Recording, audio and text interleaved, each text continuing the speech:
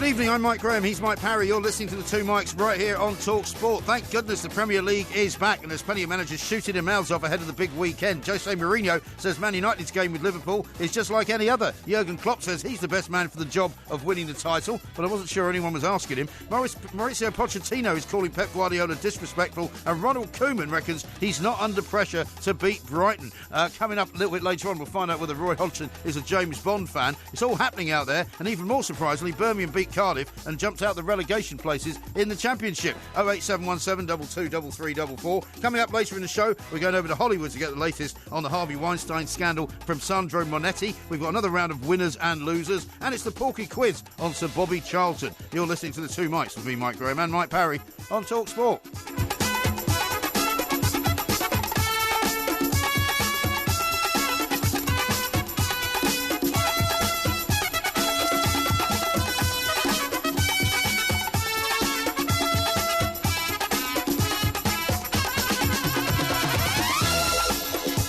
Talk Sport, we are the two Mikes, and I'm delighted to say it's time to say a very, very good evening to Mr. Mike, a Porky, a Parry. Very good evening to you, Mr. Parry. Yeah, very good evening, Mike. And I have to say, you're right to highlight the position of managers, because I think they've all gone through a collective fit of madness. Well, they've been 2 weeks kind of away from the scene, haven't they? Yeah, away from the Premier League. I mean, why Jurgen Klopp was, quoting figures like, 94% of the fans are with me.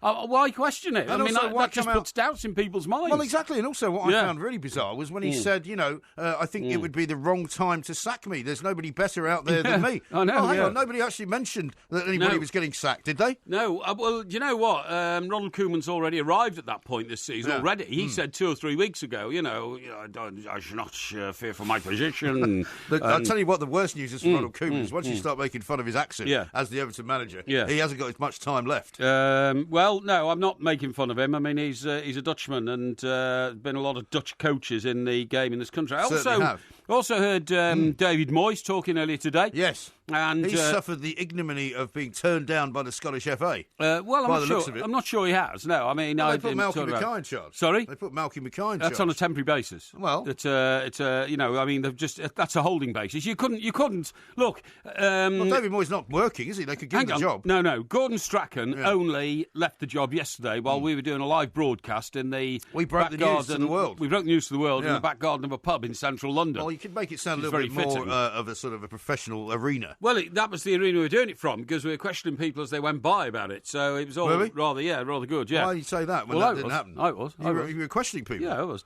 asking people about it. Anyway, the point of the story is. Well, that was on film. So 24 hours later, when they say Malky Mackay will, take temporary control. Yeah. Of course he will. They can't just say, all right, we're going to make David Moyes the new Scotland manager. They can't do that. Well, they could. There's a process you have to go through. Oh, yeah. We've heard all about the process. No, believe it or not. That's how we ended up with Gareth Southgate. Yeah, that's right. Yeah, they will say, got to be a process. So, I see. Okay, we'll get on with the process. There's also going to be a process in Holland, by the way, before the new campaign for the next set of Euros. And there's a very strong possibility that your man, Mr. Koeman, may well be drafted in at the end of his contract, 2018-19-ish. Well, I mean, that's looking too far ahead. No, I don't think he'll be there. I don't think he'll be there. Now, the other nonsensical managerial speculation is about Paul Scholes going to Oldham. How ridiculous is that? Well, will he go to Oldham, though? Do you know? Well, I hope not, because if he does, he'll end up doing what lots of other great players in the past have done. They've been great footballers. They've tried to go into management, including Bobby Charlton. Who we can't talk about Bobby Charlton. No, we can't. He's the subject of a quiz. But including Bobby Moore,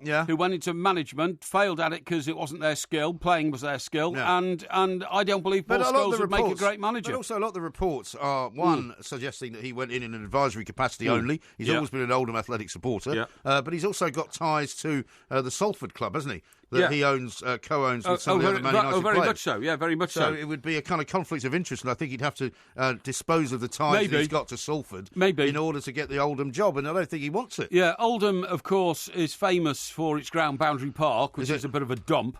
It's also famous. Why would it be famous having a ground that's a bit of a dump? Well, it is. I mean, do you know? It's a bit harsh. For 40 years. Our good friend Paul Dickoff used to be the manager there, didn't he? Did he? I was going to say, for 40 years since the end of. What do you mean, did he? Did he? What do you mean, did he? Well, I don't know. Do you not remember? that Paul Dickov managed Oldham. In fact, he managed them into their rather, I think, successful cup run when they beat Liverpool, I think, didn't he? Good for him. I do remember. Don't you remember having a conversation with him down at the XL Arena? Yes, I do. When you put that magical question to him. I did. Do you ever fancy getting into the management game yourself? Yes, that's right, yeah. And he said, actually, I used to be the manager of Oldham. Yes, that's right, yes. Well, he clearly made a huge impression on me.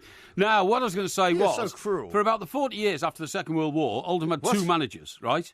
So what, up until, 1988? Yeah, so about 1988. And Joe Royle was one of them. Yes. Okay. He was quite a good manager. He was very good, and he left them and went to Everton. Yeah. Where, he was very successful. Top man, Joe Royle. He won the FA Cup. Very top man. He's the man, is he not, if I'm not mistaken, that you pretended you didn't have a car in a car park because there was only his car left and your car left, and your car was so horrendous that you pretended it wasn't yours. A malicious story told by Miss Claire Tomlinson of Sky so it must be true. News. Yeah. But no, I was going to say so they were seen as a very stable club, albeit a lowly club until Joe Royle got hold of them, got them promoted up into the upper echelons of football, and took them virtually to a cup final against Manchester United in a replay, but they didn't quite get there and all that kind of stuff, Top and then after football. and then after that, they've had about 25 managers in about the past 20 years or something. You know what I mean? Right. So what's your point, caller? My point is that Oldham is a nightmare club to manage now because no manager of the last 10 has lasted more than about 18 months. What about Birmingham as a nightmare? Paul Dickov. How about Birmingham as a club to manage?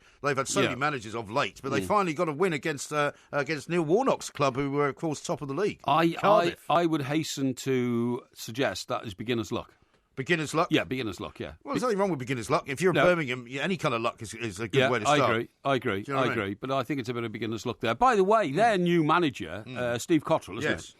It's his first game. He's an Uar man, isn't he? Huh? Uar? Uar. What, is he from Bristol? Who are you? Bristol City are up to third. From the West Country. Is he? West Country man. Well, we can't have two Uarus. There's only one. Neil Holloway is the only Uaru that we can ever refer to. That's right. Now, we've got loads coming up, right? What we've got to do is we've got to do a Porky quiz, which is, as you said, on Bobby Charlton, Sir Bobby Charlton, who was 80 this week. 80 That's yesterday. Well, this week, I said. Yes, well, I'm just pointing out the precise day, because I like to be precise. Yesterday's part of the week, isn't it? Yes, that's right, yeah. Thank you very much. Yeah. But since we're not doing it on his actual birthday, it's better to say this week. It doesn't sound as if it's the wrong day. No. Also, we're going to be talking to Steve Nicol a little bit later on. Steve Nicol, former Liverpool top man, of course. We'll find out from him why Jurgen Klopp is talking like this, why on earth he would start mentioning the word firing me. And, of course, all that is ahead of the game that's going to kick off this weekend, is Liverpool-Manchester United at Anfield. And that comes the day after the centenary stand at Anfield has been renamed the Kenny Dalglish stand. King Kenny. How long do you think it'll be before he gets a knighthood? King Kenny? I don't know. Do you think he deserves one? I suppose so. We haven't got any Scottish knights in football, have we? Well, I don't know if we have. You used to work there, so you should know. I'm not very interested. I'm not very interested, particularly in giving honours to sportsmen and/or women. For instance, Billy McNeil wasn't a knight, was he? What about Alex Ferguson? Tommy Gemmell. I'm talking about people who've worked in Scottish football. That's what I'm saying. Well, Sir Alex Ferguson was manager of Aberdeen. Yeah, but he wasn't knighted for services to Aberdeen. He was knighted for services to Manchester United. Well, I presume if Sir Kenny Dalglish ever became Sir Kenny Dalglish, it would be for services to Liverpool. Yes, it would be, yes. It would be nothing to do with what he did in Celtic. Well, I think it would be, because he was a huge hero at Celtic, Well, Sir Alex Ferguson was a huge hero at Aberdeen. You're talking rubbish. You're talking absolute rubbish. No, I'm not. No, he won a European title with Aberdeen. That's why he was brought to Manchester United. That's right, yeah, he won the Cup. Because he was such a success. Yes, that's right, yeah. Well, if you're the Aberdeen manager who brings Aberdeen its European success, then I think you're pretty much up there with Kenny Dalglish. Did you read the serialisation of a book this week by a former Spurs chief executive, a guy called, I've forgotten his name now. I don't think so. You know the guy I'm talking about? No.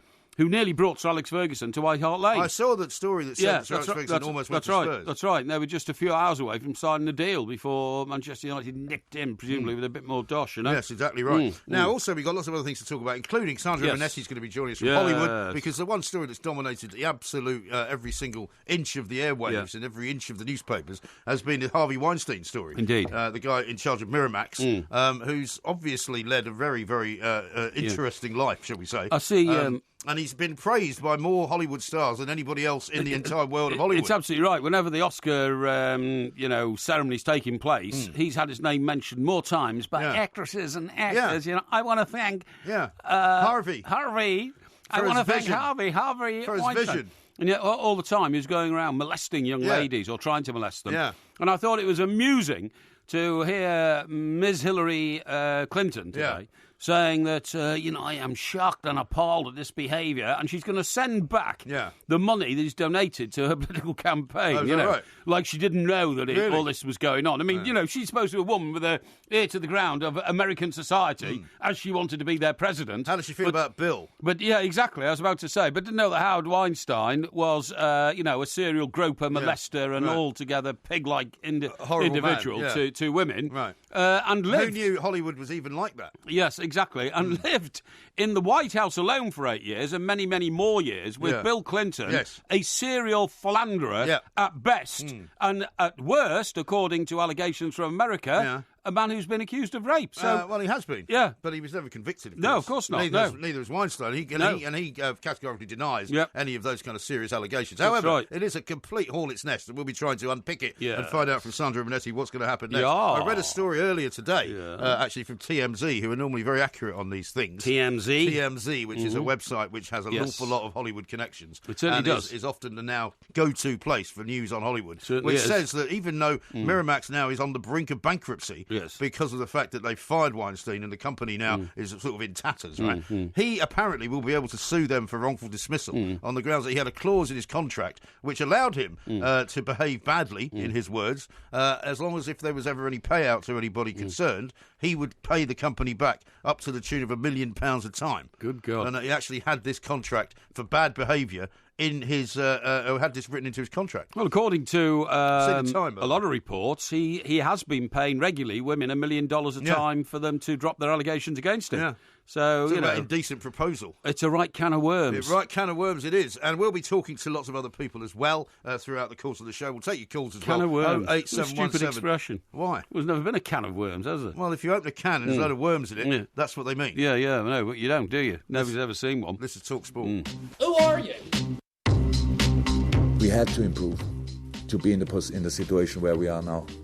If we wouldn't have improved, we would not be in the situation where we have been last season, fourth position, or with these not the biggest distance to the top teams in the moment, even when it looks from the points a little bit different. If I would come in today as a new manager, and this would be the situation, if everybody would give us still then this kind of time and say, yes, now let's change it, now let's do the next step, that would be perfect. Unfortunately, if they sack me now, I don't think if there are a lot of managers would do the job better than I do, and I don't think I'm perfect, but it's quite difficult to find better options on this. So I still think as long as 98% of all Liverpoolians think we are on the right way, we will succeed.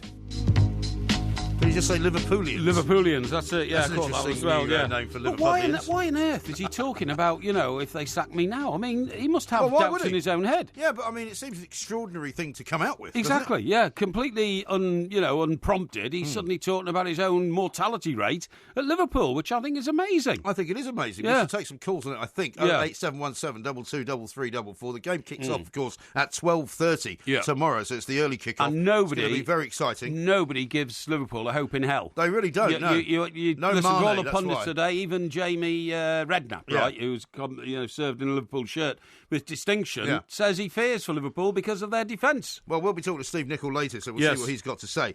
Mitchell says, Porky says Mackay's temporary, Southgate was temporary, and now we're stuck with him. That's very true. Martin says, with regards to that location that we were filming from yesterday, Porky looked ready to play on that pub garden AstroTurf yesterday in his nursing slippers. Well, they weren't my nursing slippers. They are very, very expensive sports shoes, but I'll pass over that one because it's irrelevant. And Scottish Bully says, great omen for the Bobby Chant quiz later. The Plank Man got it wrong. Bobby's birthday was Wednesday, not yesterday. No, it wasn't. It was Thursday. It was Thursday. Well, he reckons it was Wednesday. Right, OK. I'm telling you it was Thursday. I'm telling you. Let's talk to Frank, who's a Liverpool fan in St Albans. Hello, Frank. Good evening, Mr. Graham. Good evening, Mr. Perry. Good evening, sir. Why is always LFC here, mate?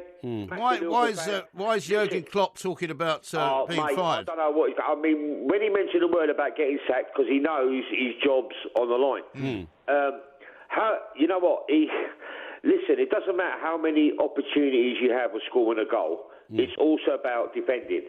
Now, Jurgen Klopp has come in. Don't get me wrong. You know what I mean? He's a lovely guy. He comes on the media. on TV, gives interviews, and, you know, he says how he feels. But us Liverpool fans, we've got a reality check here. At the end of the day, I don't think we've moved forward under him. He knows that he's had a massive defensive problem since he's been there. He didn't address it. Now, this is where the push comes to shove. Now, tomorrow we've got one of the biggest games of the season. Now, for me, every team that we play is the biggest game of the season because we can't defend in whatsoever. It's lovely looking at football when your team goes forward and they play that exciting football. But unless you defend, you can't win things. Do you know what I mean? And he hasn't addressed this since he's been there. So he's put his own pressure on himself by not addressing the defence problem. Now, he's had so many opportunities of realising that the fact is he even signed that, Robertson from Hull, the left-back, a natural left-back position. He played him once, and we haven't seen him. Seen him still. He played Ben Woodburn in the League Cup, scored a fantastic goal, drops him in the next game. Milner's not even getting the starting lineup. I mean, are you saying this man doesn't know his own mind anymore, Frank? Is that what you're saying? I think you hit the nail on the head here, mate. Right. I think he's running out of like Plan B or Plan C. Because I don't think he's got Plan B or Plan C. The way he's doing it, he's doing like kamikaze football, all out attack. Hopefully, scores more goals than the other team. Yeah. And if sometimes your team doesn't score them goals to win a game, then you go and lose games on stupid defensive mistakes. Yeah, the only team that zonal marking problem, for years, Yeah. Okay. Now you might as well put traffic cones, mate, there. Yes. Because I look at it this way: all our goals we seem to let in is from set plays, the ball coming over the top from over the midfield. Once that ball goes past that midfield area. Look at the defenders where they are. We've played so far up the pitch. Yeah, and of course, Frank. No disrespect against the lower team. Yes, no disrespect, Frank. All the time. And of course, you're missing your best player tomorrow, aren't you? So you're going to have a doubly difficult task. Are you worried, Frank? It's going to be a bit of a disaster then tomorrow. Well, listen. This is the thing about Liverpool. When they're playing, every time we come up against the big teams, we seem to perform at Anfield. Tomorrow it's going to be a great day for the great man himself, King Kenny Dalglish. Yeah. They're going to be naming a new stand-up. Well, they've named it. They did it today. They did it today. Yeah, but they're going to sort of officially unveil it tomorrow. They did it today, so it wouldn't get in the way of the game. I'm sure that will be part of it as well. Big atmosphere. Okay. Be a great... Okay. Frank, thank you very much indeed. We've got to run because we've got lots of other people to talk to. Ahmed is here. How about this from Nick, who says, has Mike Parry just called Oldham Ground a dump? Has he forgot the state of Woodison Park? No Sky money for Oldham, unlike Everton. Well, look, I'm not knocking it. I'm just afraid that, Oldham is one of those... It was a dump. Well, it is a bit of a dump. I'm sorry about that. I don't wish to offend the Oldham fans or the people of Oldham. I'm sure they haven't taken or offence. Those people who live there. A lot of famous people live near Oldham. Joe Roy lives on Saddleworth Moor. Does he? I think one of the Neville brothers lives very close by in Oldham. All right. And of course, one of the reasons why... what's his name, from Manchester United wants to go in there and be the manager, perhaps. Paul Scholes, is because he's an Oldham fan, born and bred, and he comes from Oldham. Yeah, I know. He's a lot of famous people come from Oldham. Stop talking about Oldham. I used to work on Oldham Road. Nobody cares. Let's talk to Ahmed, who's a Man United fan. Ahmed, a very good evening to you. Good evening to you guys. How are you doing? Yeah, very well, thank you, Ahmed. What do you want to say, Ahmed? These Liverpool fans are overreacting, aren't they? I'm quite enjoying it, I have to say. But before I go on, I just want to say I'm really excited about tomorrow's game. I think there's two aspects to the game that we need to be focused on, and that's Liverpool's defence against Lukaku. I think Lukaku's going to have a field day tomorrow. And the second thing is we need to be wary of their wingers. Obviously, Mane's out, so that's a good thing. But Salah, for me, is their player. And against Blind, I really don't want him to go from in behind the defence. That really needs to be an area that Mourinho needs to be aware of. Other than that, I'm quite confident about tomorrow. The only issue for me is the atmosphere and whether Mourinho's going to play attacking or not. Because I don't want him to feel pressurised by the press to play attacking. The thing is, Ahmed, I can understand why you feel confident about it, but you're missing two key players players, Pogba and Fellaini. And Pogba's been out for a while and we've been playing well so far. So I know. But sorry, I don't mean necessarily within the midfield. I mean the height of those boys means that Liverpool's already vulnerable defence would have been even more vulnerable against two giants like those guys. Well, Lukaku's no slouch in that area, is he? No, he's not. But I mean, you could pack a penalty area, a Liverpool penalty area, with really tall men, and that won't happen tomorrow. Well, I agree with you. I think the height is a big aspect, and I think those players bring height and strength. But I still think the Liverpool defence is a complete chaos, and they won't be able to handle either Martial, either Lukaku or Rashford. And I think if we're able to keep tight and not give any of these attacking players of Liverpool any space, and we're able to take them on the counter, then we can really cause them some issues. So tomorrow, I'm confident going to come back with the 3 points, and we're going to be 10 points. Oh, I think you will as well. I don't give away any free kicks on the edge of the box. No, I think it continues rather good from there. Yes, but Ahmed, thank you very much indeed. Donovan says, will Lukaku prove to Jose and the Man United fans he's the man for the big games and not go hiding, which he's had a tendency of doing? Well, there's been a lot of people saying as well that Man United have now finally got to play some big, decent teams. United haven't played a team in the top 11 yet. No, exactly. So you know, there's still some who say this is a big test. We'll take more of your calls. 08717 22 33 4. We'll hear from Jose Mourinho coming up as well. This is we certainly will. Over, for me, it's just another match. I understand the tradition, I understand the emotions around the supporters, but I look at it in a professional way. What I try to tell my players from the beginning of the season is that every match is important, every point is important. There are no easy matches. They are not matches that you prepare more carefully than others. So if I try this mentality in my players, I'm not going to be here now and to say that this match is more important than the others. Now, he sounds a much more kind of, I'm not going to say stable personality, but he sounds as if he's in a much more stable place. He sounds calm. He sounds calm, he sounds confident. Doesn't sound as though he fears for his job at all. No. By the way, that song, War. Who sung that? It was Arthur somebody, wasn't it? Edwin Starr. Oh, Edwin Starr, Edwin Starr, yeah. Right. War. Why are you telling me this? Good for. I just thought I'd let you know. Yeah, because you've got a grip on the show. A couple of people have expressed astonishment that you just referred to Paul Scholes, England's greatest ever midfielder, as old what's-his-face. No, I didn't. No, I didn't. That's just a sort of familiar term. A remarkably friendly expression. Andrew says this, with all his properties, wealth and watches, I'm pretty sure Who Are You would say Porky is more of a fancy Dan than a man of the people. Am I a fancy Dan? I'd say you are. Now, Becky says this, Hillary Clinton is paying back a fraction of Harvey Weinstein's donations to charity. Yeah. Oh, and the Clinton Foundation charity as well. That's right, yeah. Well, she can't pay it all back because he gave her so much, apparently, that it's all been spent. You know, it's spent on election campaigns. Well, exactly. Old Bill would have to put his hand in his pocket and have to pay it back from their own wealth. Well, you can't do that. No, politicians usually don't. Well, you could. Tony says, Mike Parry says he used to work on Oldham Road. I drive down Oldham Road. Doesn't make me an Oldham fan. No, what I'm saying is the Great Anco Street building of the Daily Express, the Black Loubianca, which is still there, is wedged between Oldham Road and Rochdale Road. And what's it used for now? The Black Loubianca, when I last looked... I presume it's not the Express office anymore. No, it's not the Express office. Express haven't got an office in Manchester anymore. Yeah.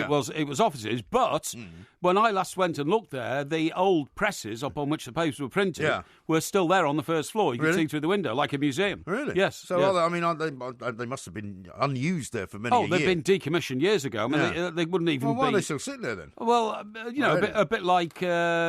You've got to remember that the north of England has a fantastic heritage for being the cradle of the Industrial Revolution. Yeah, I know. Which included making newspaper leaving a load of empty factories empty. No, they're not empty. No, it's a polished up. Honestly, it's a beautiful polished up printing press. So it must be like in the old new building. Yes. On Blackfriars Road, where they had a printing press in the lobby of that building. That's right. Yeah, but that was because that was still an active news operation. That wasn't in the lobby. That was 8 floors below in the basement. No, it was in the lobby. There was a typesetting machine sitting there in the lobby. Oh yeah, no, but that was an antiquated yes, object. I know, but it's the same as these are antiquated printing. Yeah, well, you can't go around smashing up these printing presses. Why if not? you did, we wouldn't have Caxton's original printing press, would we? I realise that. Which I've seen. You seem to have no knowledge of what these printing presses are now being used for. I have plenty of knowledge. You don't. When was the last time you were in Ancoat Street? A couple of years ago. A couple of years ago for a pint, I suppose.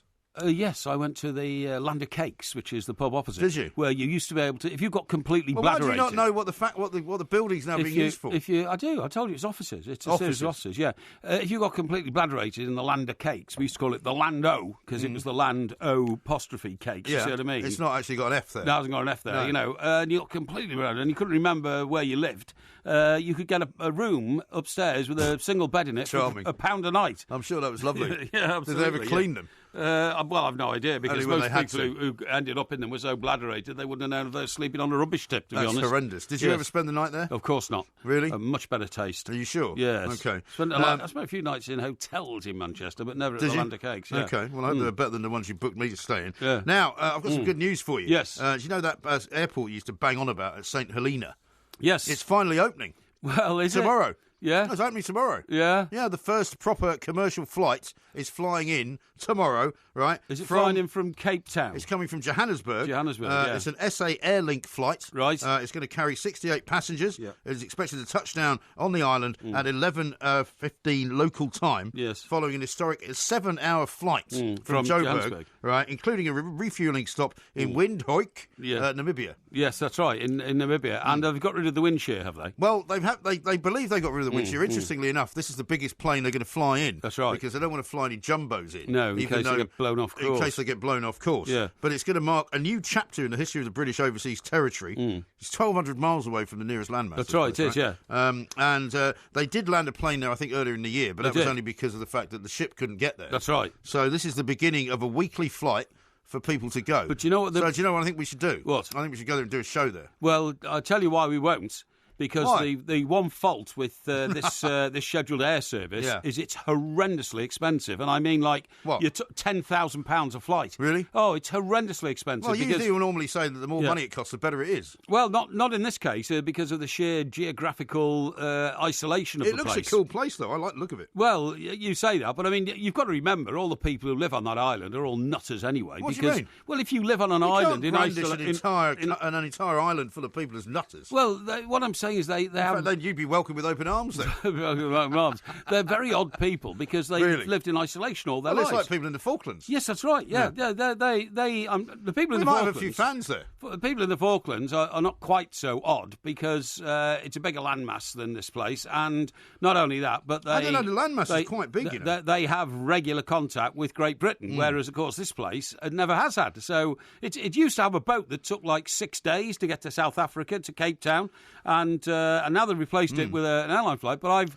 says here, right, that you can actually buy a ticket one way on this plane for £395. Well, I've read from. So you got that wrong. No, I've read reports from people on the island complaining that A, they're going to ration the flights, the number of flights you can take a year, and B, they're horrendously expensive. And for people to go there for business or for pleasure, again, you can only go via South Africa. It's horrendously expensive. But anyway, I'm glad that they've got a link with the world now. Yes. It'll make them less odd. Well, you're a walker, right? You enjoy walking. Yes. It says it's a paradise for people who like to walk. Okay. Unspoiled wilderness, nature and wildlife, right? Obviously, it's where Napoleon was imprisoned after the Battle of Waterloo. Yes. It's got a mild climate, which you like. It's between 20 and 27 degrees. Yeah. English is the main language. And, even more of a draw for you, the island's cuisine has Malay and Chinese influences. Oh, well, that's not bad. So you can have a bit of that roast duck that you It like is, so of much. course, where Napoleon died because he was killed by his wallpaper. So you tell me. Yeah, that's right. It is. It's absolutely true. Because it was supposedly poisonous. It was. The moulds and things that they used and the clays that they used from the ground to decorate his wallpaper included acid. No, what's that poisonous? Cyanide. Cyanide, that's right. Yeah. Included cyanide. You don't want to mix those two things up. No, the cyanide fumes came off the wall in the middle of the night and collectively invaded his lungs and killed him. Yeah. Yeah. Well, we've heard that story before. Yeah. Jenny in downtown Mitcham in Surrey says, Mike and Mike, any thoughts on today's date? I wish you both well. Today's date? Yeah. You mean Friday the 13th? It is Friday the 13th. Well, yeah, I'm not suspicious about Friday the 13th. If I saw a ladder resting against an upstairs window window and I was on the pavement, I would deliberately walk under the ladder. Would you? You'd not see me getting off the road to walk round the ladder. That's why he's so unlucky. No, I'm not unlucky at all. The person who steps off the road to walk around the ladder deserves to get knocked down by a car. That's because, nice of you. Well, I'm sorry. I see you're back to your normal, sweetness and light and goodwill to all men. That's exactly scenario. Yeah, but no, I don't have anything. It's not a load of nonsense, this Friday the 13th rubbish, Although, funny enough, on the journey into the studio tonight... There are more crashes on Friday the 13th. Well, there were 2 crashes. There you go. I'm telling you, coming up from Stockbroker Belt, there are Surrey, more crashes. Within 3 miles of each other, I had 2 head-on crashes. Yeah. And the car, I hope nobody was injured, because certainly in the first one, the car was completely written off. Really? And I hope there wasn't it caused me a considerable delay. Well, I'm sure that was very upsetting for you. But I hope nobody was injured or anything like that. That's very kind of you, obviously. Now, coming up next, we're going to go over to Sandro Bonetti. Yes. Because he's in Hollywood. He's going to bring us the latest on the Harvey Weinstein I've got a theory about the Weinstein situation. All right, well, we'll hear what that is coming next on Talk Good. On the stereo, listen as we go. Nothing's gonna stop me now. California, here we come. Right back where we started from. Now, if you were a superstitious man, which you just told me you're not, on Friday the 13th, you might be forgiven for thinking that California's been cursed in some way this week, because not only as one of its luminary-type producers, a man who's worked with all the big names that there are in the history of Hollywood. And who's had more nominated namings at the Oscar ceremonies than anybody else in history. Credited with rescuing films, with putting out movies that nobody knew could be done.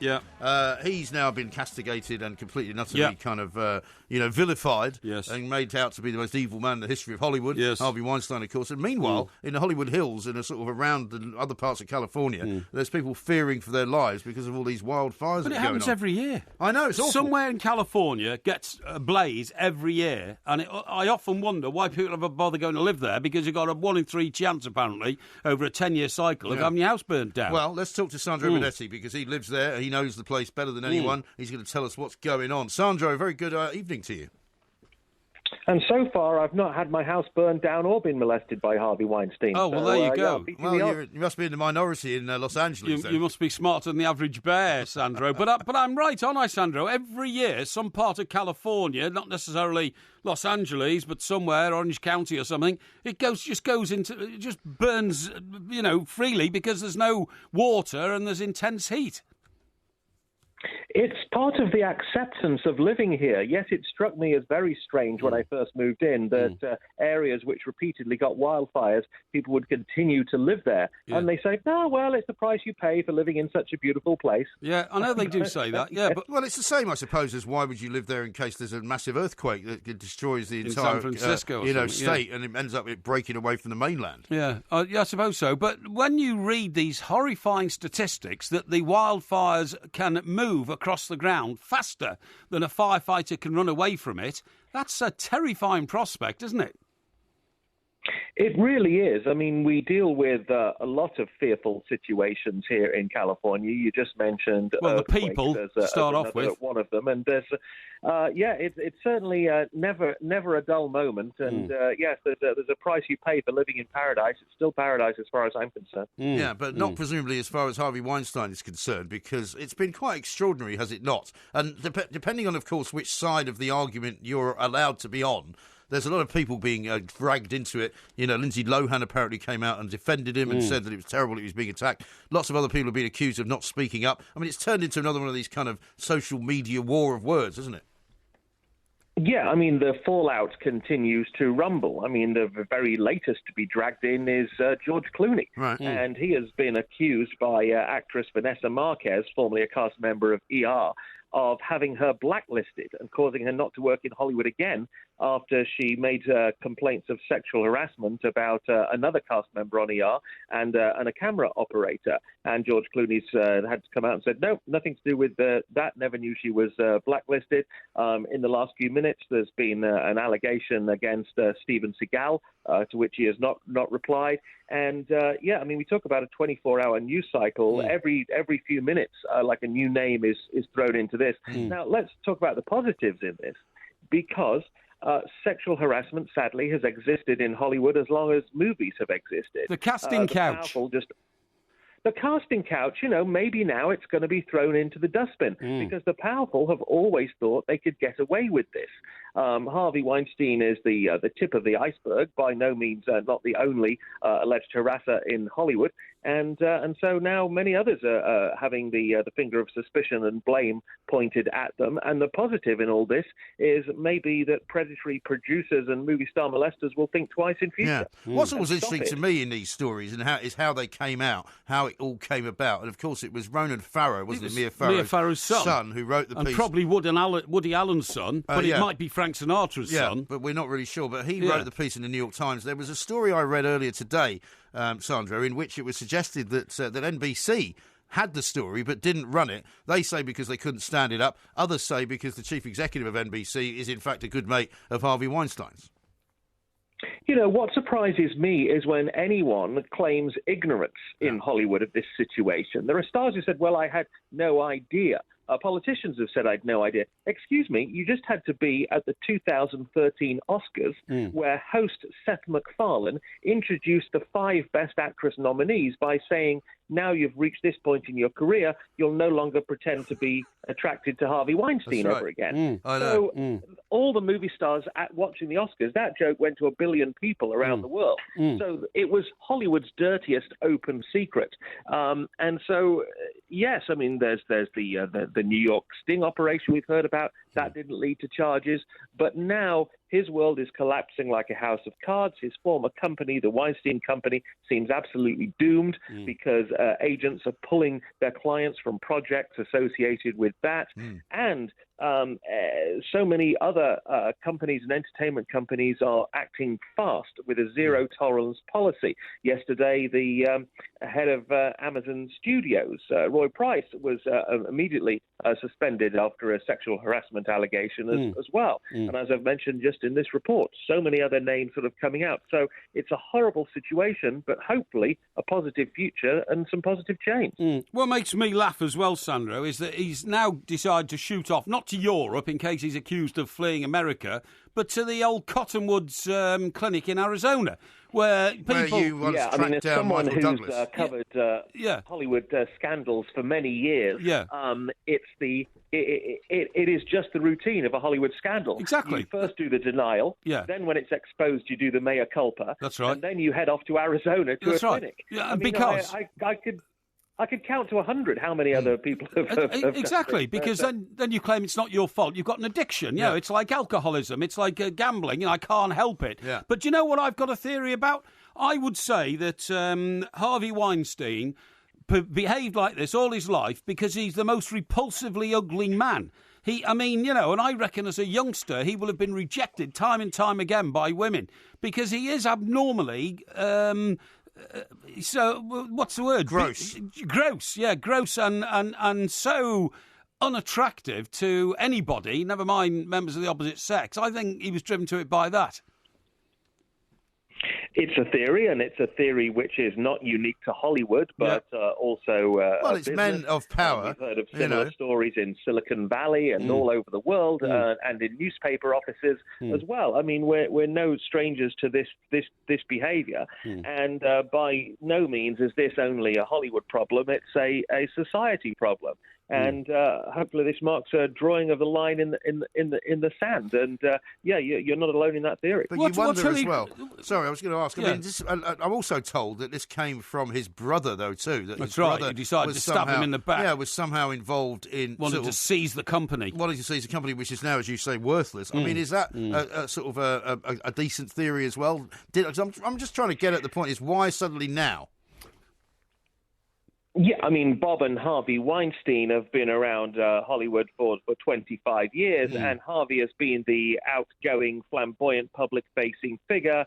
Bob, the equal partner, but the one who doesn't make the headlines. And with the board of the Weinstein Company giving so many mixed messages and half of them resigning, there's about only Bob Weinstein left to pull it all together. He's now faced with coming up with a new name for his company because the Weinstein name is poison. Yes. But, I think it'll be a very, he did have to get rid of his brother. There was no option than that, and now he's trying to hang on to into his company. But I think that's pretty much a mission impossible, because no one's going to work with them. I totally agree. And once again, it proves the power of newspapers, of investigative journalism, because this would never have come to light without the New Yorker or the New York Times newspaper. And finally, Sandra, what position is Hillary Clinton in now?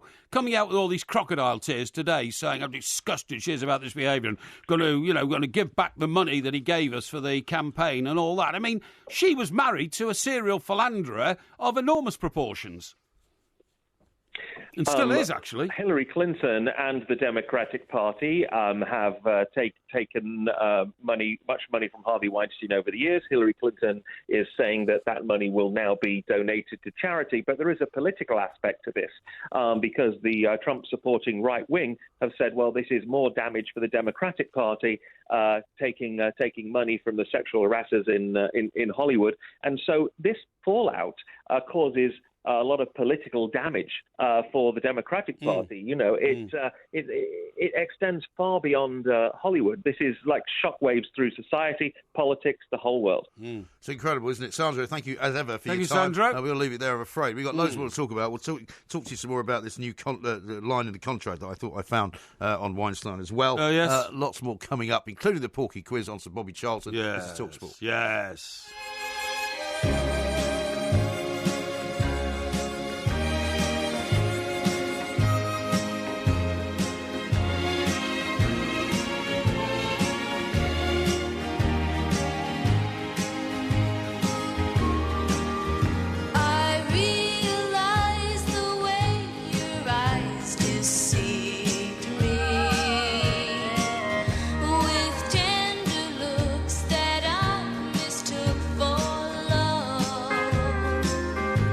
Now then, do you recognise this? Are you responsible for this rubbish? Well, it's not rubbish, It mate. is rubbish. This is historical. It's Marie Osmond. It's Marie Osmond. Yeah. She was obviously the only female member of the Osmonds.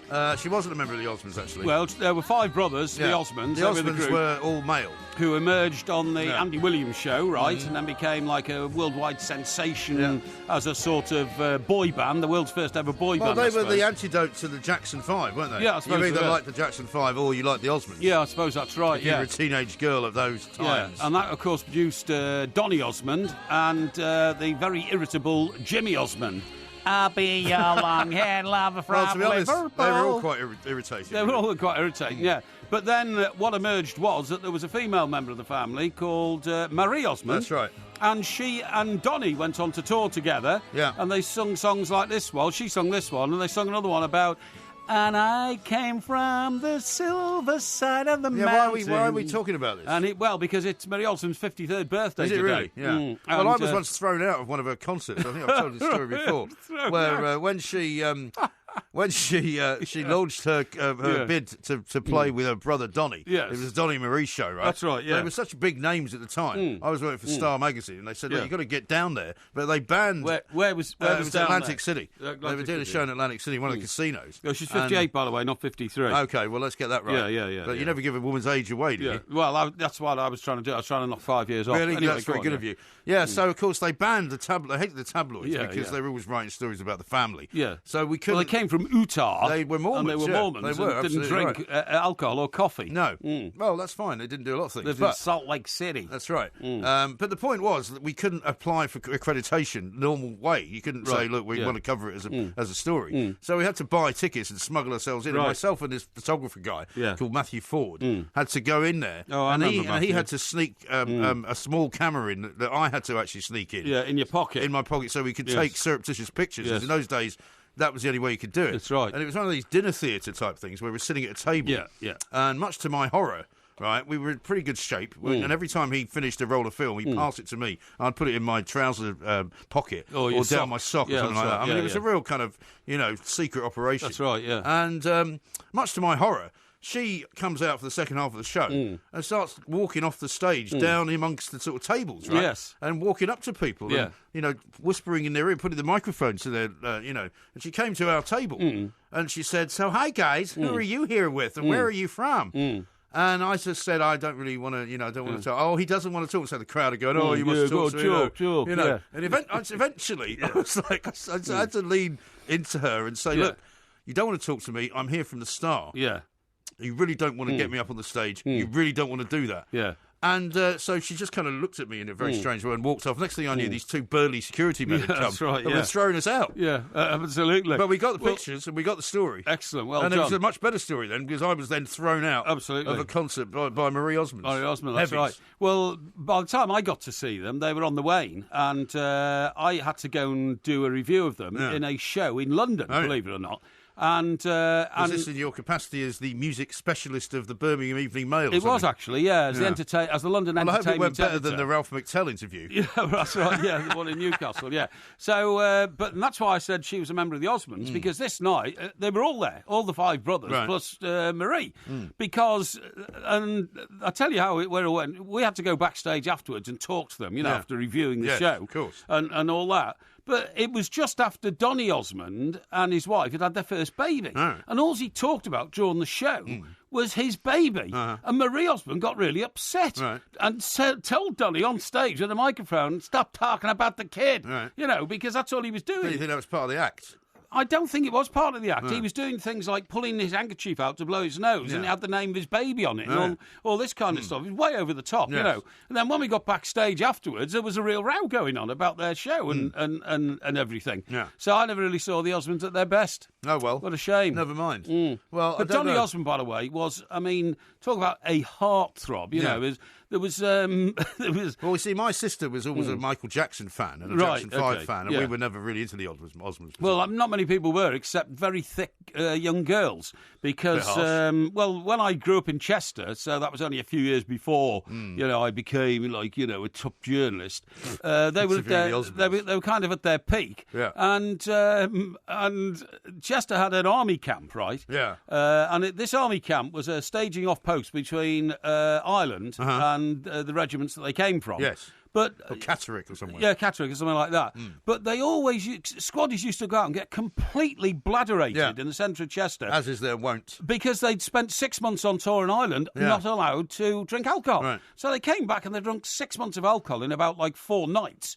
But they got incredibly bladderated. They're always getting arrested by the police for being drunk and disorderly or beating up locals in Chester who accused them of stealing all the girls. Yeah. But the only girls they stole were the thickest sort of girl you can imagine off the worst, roughest council estates in Chester. That's not very nice. Who were looking for a husband who would take them to the glamorous location. You're saying that girls from council estates are all rough? Well, they were in those days. Really? They're not these days because there aren't many council estates left. But certainly in those days. Are you joking?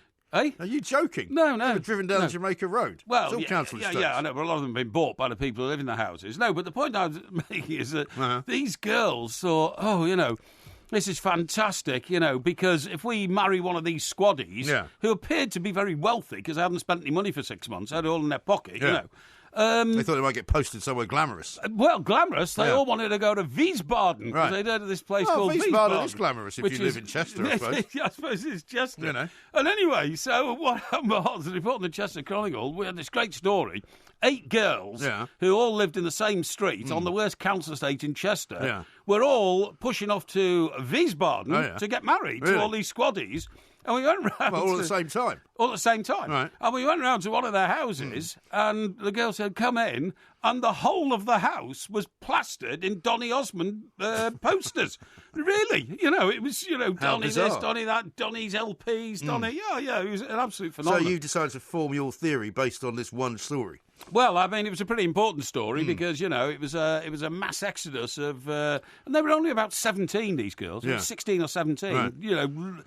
uprooting their lives. Well, that's life for a lot of people. Yeah, well... I don't think you should be quite so dismissive of it. None of Let those me read you some of these. Usually last, to be honest. You don't know that. The Land of Cakes, according to PD, is now a Brazilian restaurant called Bem Brazil. Oh, okay. Another crappy food chain. Yeah, there was one next door. Land of Cakes was a dive, says Francis. Land of Cakes it was, yeah. There was one next door, by the way, on Great Anco Street called the Crown and Kettle. Oh, yeah. But I don't think that's open anymore. Last time I walked past, it wasn't open. Well, it sounds like most of them have changed hands into something else. Yeah. John says maybe we should get Porky the Plank a one-way ticket to St. Helena. Really? Yeah, that's what he suggested. Okay. There's somebody here who wants me to drop into their 65th birthday Plans to party. know your sister and brother-in-law. On the 7th of November at Chipstead. Well, Chipstead's down in Stockbroker Belt, all right. Yeah. Chipstead FC. I know his sister and brother-in-law who live nearby. I've met him on several occasions in the Well House pub, which he knows well. Please ask him. Well, You've told me about that place before. Yeah, I have, yeah. Well, you've been there. Have I? That was the night we went there for the Porky Scratchings. was that the Well House? Yes, okay. that was the Well House, yeah. Oh, well, I have been there. So you've been Very there. nice pub. It is a very nice pub indeed, yeah. It says please ask him, but we haven't got a name, have we? No, he hasn't got a name. He's given his number. Yeah. How about this one from Lorena from Putney? Oh, yeah. I like your show, The Two Mics. Question for Mr. Parry. Were you in Putney yesterday? I thought I saw you or someone who looked like you. No, I wasn't in Putney God yesterday. help them. Yeah, that's right. There's always plastic surgery. I Yeah. can recommend a good surgeon. Yes. So you weren't in Putney yesterday? No, I wasn't, no. Are you But sure? thank you very much indeed for showing your concern and wanting to meet me. Yes. Here's one from Neil. He says, anything more expensive than dismantling a printing press is Porky's Weatherspoons tab. Weatherspoons tab. Yeah, it could be right. Although it's not expensive, the beer in Weatherspoons. That's one reason why I go Well, there. it depends how much of it you have, really, Yeah, I doesn't suppose it? so, yeah. This is Talk Sport. We are the Two Mics. Coming up, we're going to be talking about Donaldson. We've got a Porky quiz. We've got winners and losers, which you can vote on, by the way. This is Talk Sport. Yep.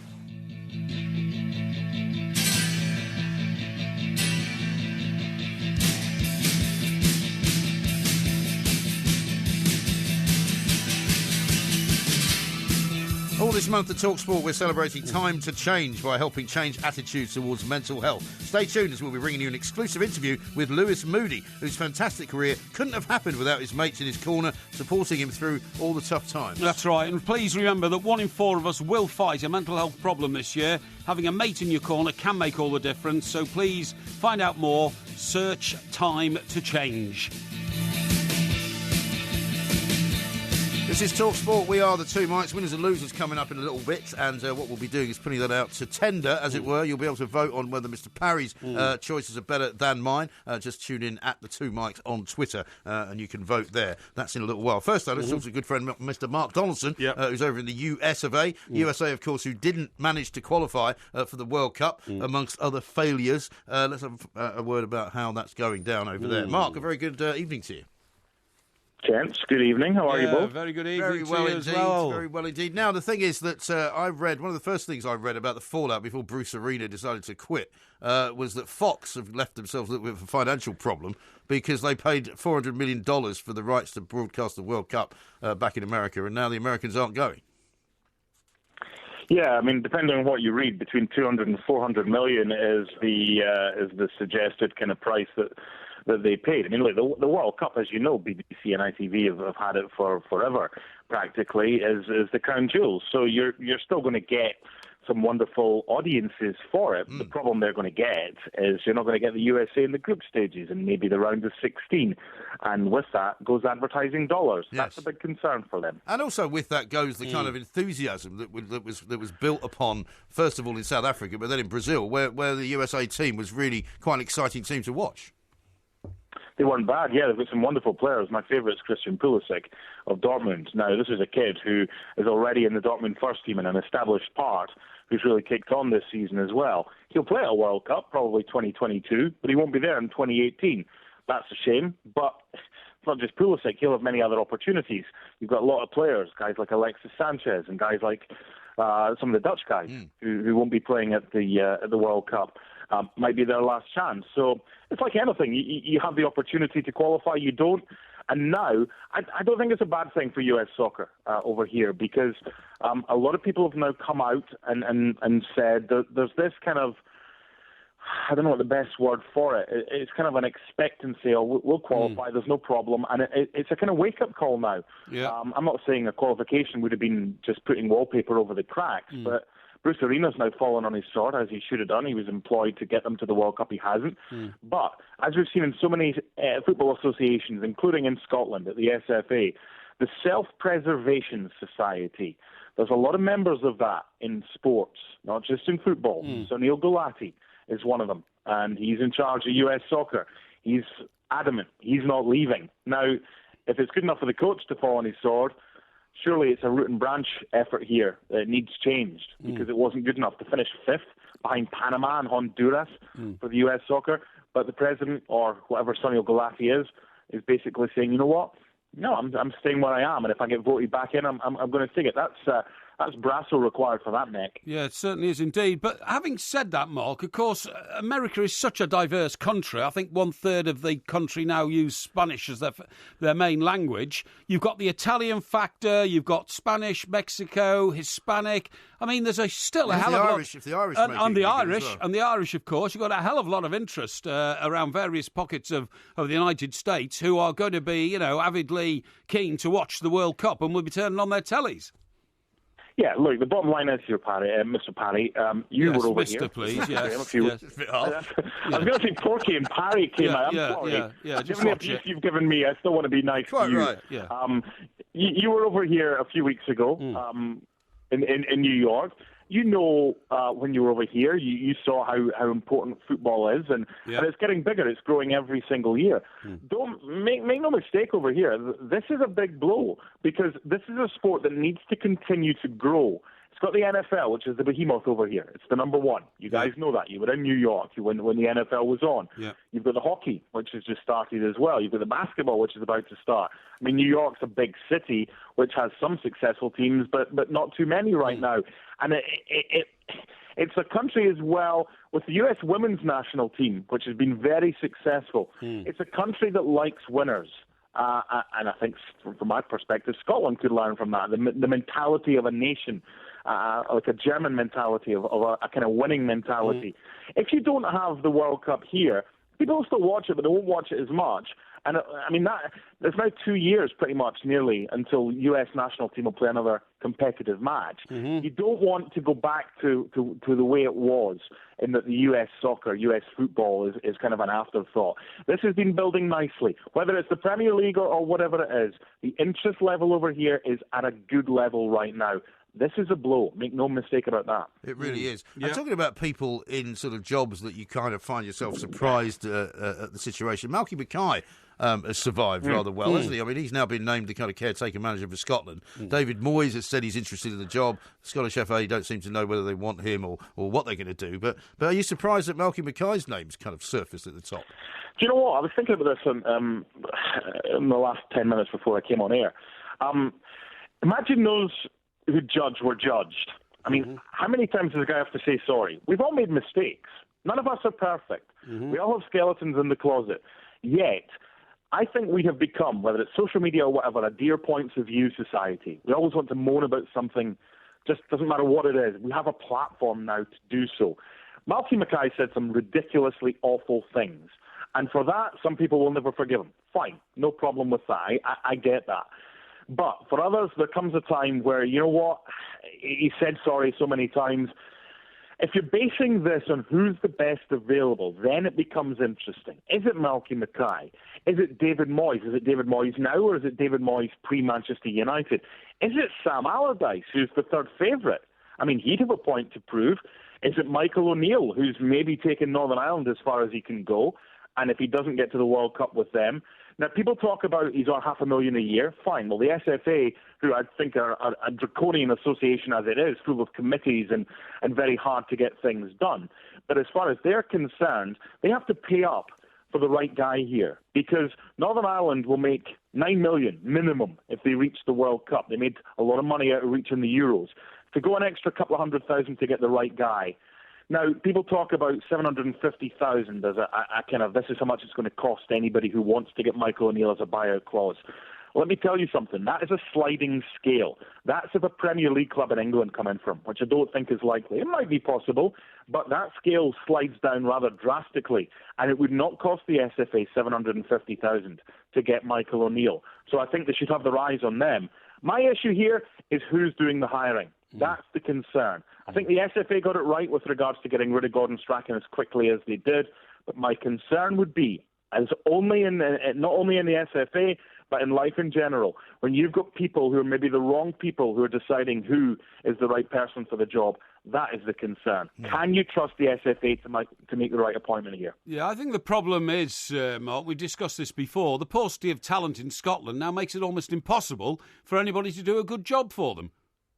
Yeah, but here's one, Pokey. If you were to put Northern Ireland and Scotland together, okay, and pick the 11 players from the two national sides, I think you probably have as many Scots as you would Northern Irish players, maybe even more, wouldn't you? Well, maybe, but the Northern Ireland team play together as a team, whereas the Scots have had a problem not playing together as a team, certainly the start of their qualifying campaign. Spot on. Yeah. And look at Iceland. I mean, I was listening to an interview with Carrie Arnason of Aberdeen, he spent time in England, and he's a member of the Icelandic national team. Yeah. He's like, people write us off all the time. We bind together. We might not have the best players. We've got Gylfi Sigurdsson, who's the star, but we all muck in. We all do our bit. Now, I think Scotland have underachieved for the players they've got. I've been on record, and I'll say it again. I think Strachan's main foil was favouritism over form. We have to give some youth a chance, but just because, I mean, it's this whole, how many Northern Ireland players would get into the Scotland squad or how many Iceland players? You're spot on. You have to play as a team. Yep. Scotland haven't done so, and that's the problem. You play 4-2-3-1 or you play 4-1-4-1 for the majority of that campaign, and you go two up front in the final game when you know that Chris Martin's best job is coming off the bench. Hindsight's a wonderful thing. Thank you to Gordon Strachan for what he did. We haven't progressed. It's time to move on. Indeed. Now, what's going on at Hamilton Academicals? Because there's a very odd story knocking Hamilton around Ackies, where they appear to have been the subject of what they're calling a major fraud, an elaborate fraud, where they've lost nearly £1 million. What's going on? This is a horrible story. They've lost £750,000 with a fraud. And just a few hours ago, my team, Heart of Midlothian, came out and say they were the victims of an internet fraud as well. And they've probably lost around 80,000, which might not seem anything to the fans of those who support Premier League clubs. But for Hamilton Ackies, that could put them out of business. I mean, they've got the lowest budget in the Premier League. How has this come about? Well, it's in the hands of Police Scotland, and I hope it can be resolved. But right now, the directors of Hamilton are having to keep the club afloat and put the money in. £750,000 to Hamilton Ackies is a huge chunk of money. How's it all happened?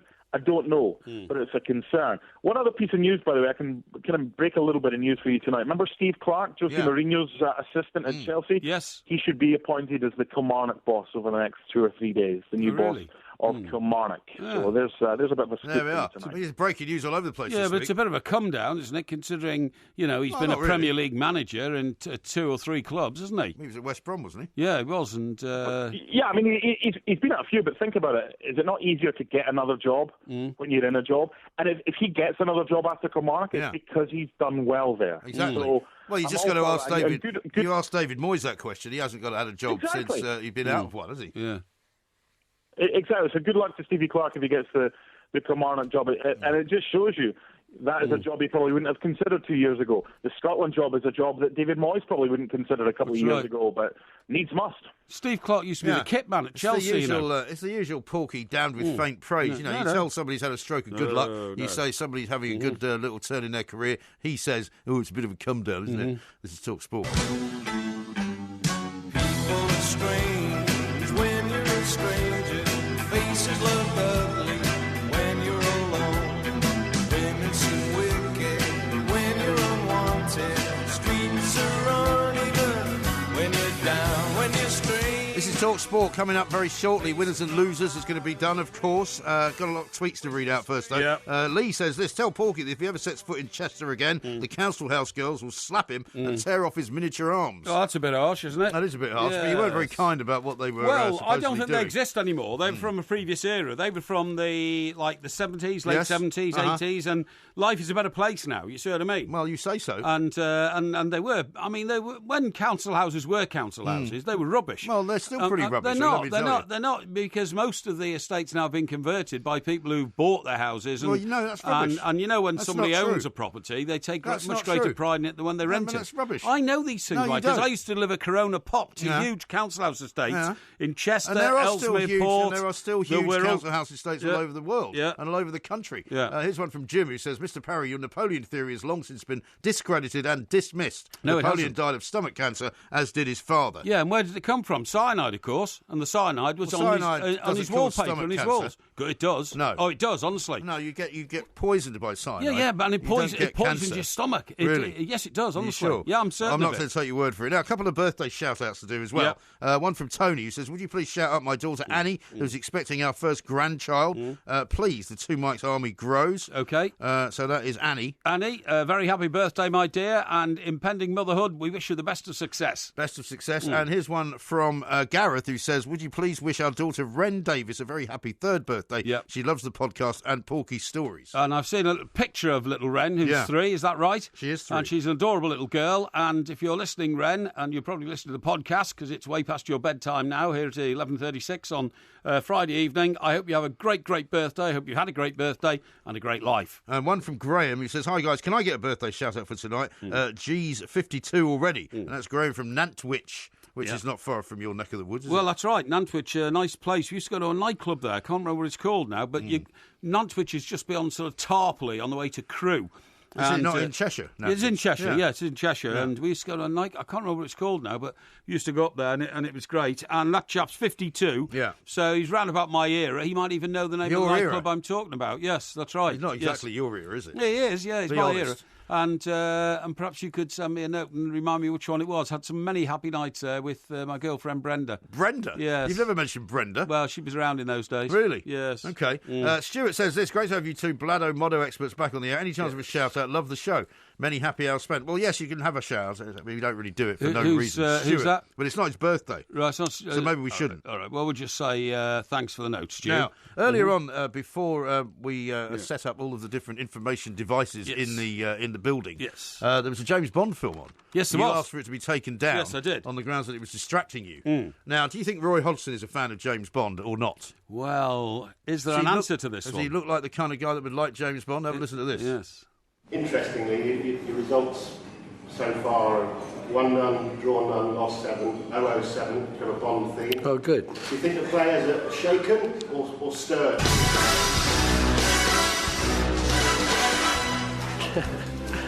You prepared that one for a long time, haven't you? Yeah. Very good.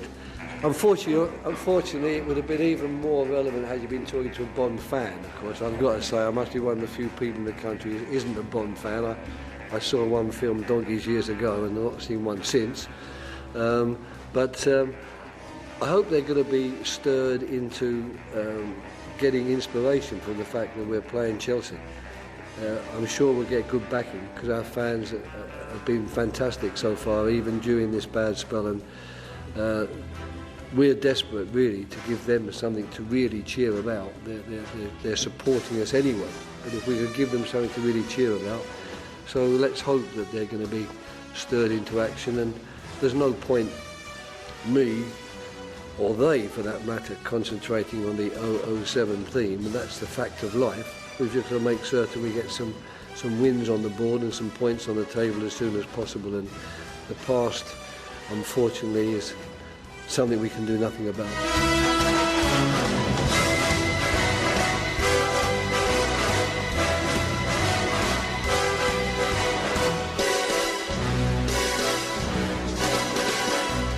Well, I'll tell you, in fairness, I thought he took it rather well. He did? Yeah, he did. I mean, he said, look, I'm not a James Bond fan. Harumphed about well, no, he didn't really, but then he reintroduced the word and he said, but I hope it will stir my players. Yeah. You know, we need to be stirred and all that. So, in fairness, I thought he took it. I mean, come on, that reporter had put that together, hadn't he, over hours and hours of thinking. You know, well, it doesn't take hours and hours of thinking to work out that that Crystal Palace have not won a game out of 7. Yeah, but so actually the win, draw, loss column is 007. Yeah, but it was a manufactured question, and I think, you know, I think he took it quite well. I think he could have just said, I'm answering such a stupid question and moved on. Are you surprised he's not a James Bond fan? Not really, because, well, I mean, he's given off the, you know, the sort of image over a number of years of being a deeply cerebral football manager who reads books by philosophers. Well, no, I think he is quite cerebral. Reads books on philosophers and studies the arts and that kind of stuff, you know. So, no, it doesn't surprise me. Well, I'm surprised that you, as a man with a very good sense of humour, think that he did that rather well. I thought he proved himself to have no sense of humour at all. No, I don't agree. It could have. It's a sort of thing, you know, which Jurgen Klopp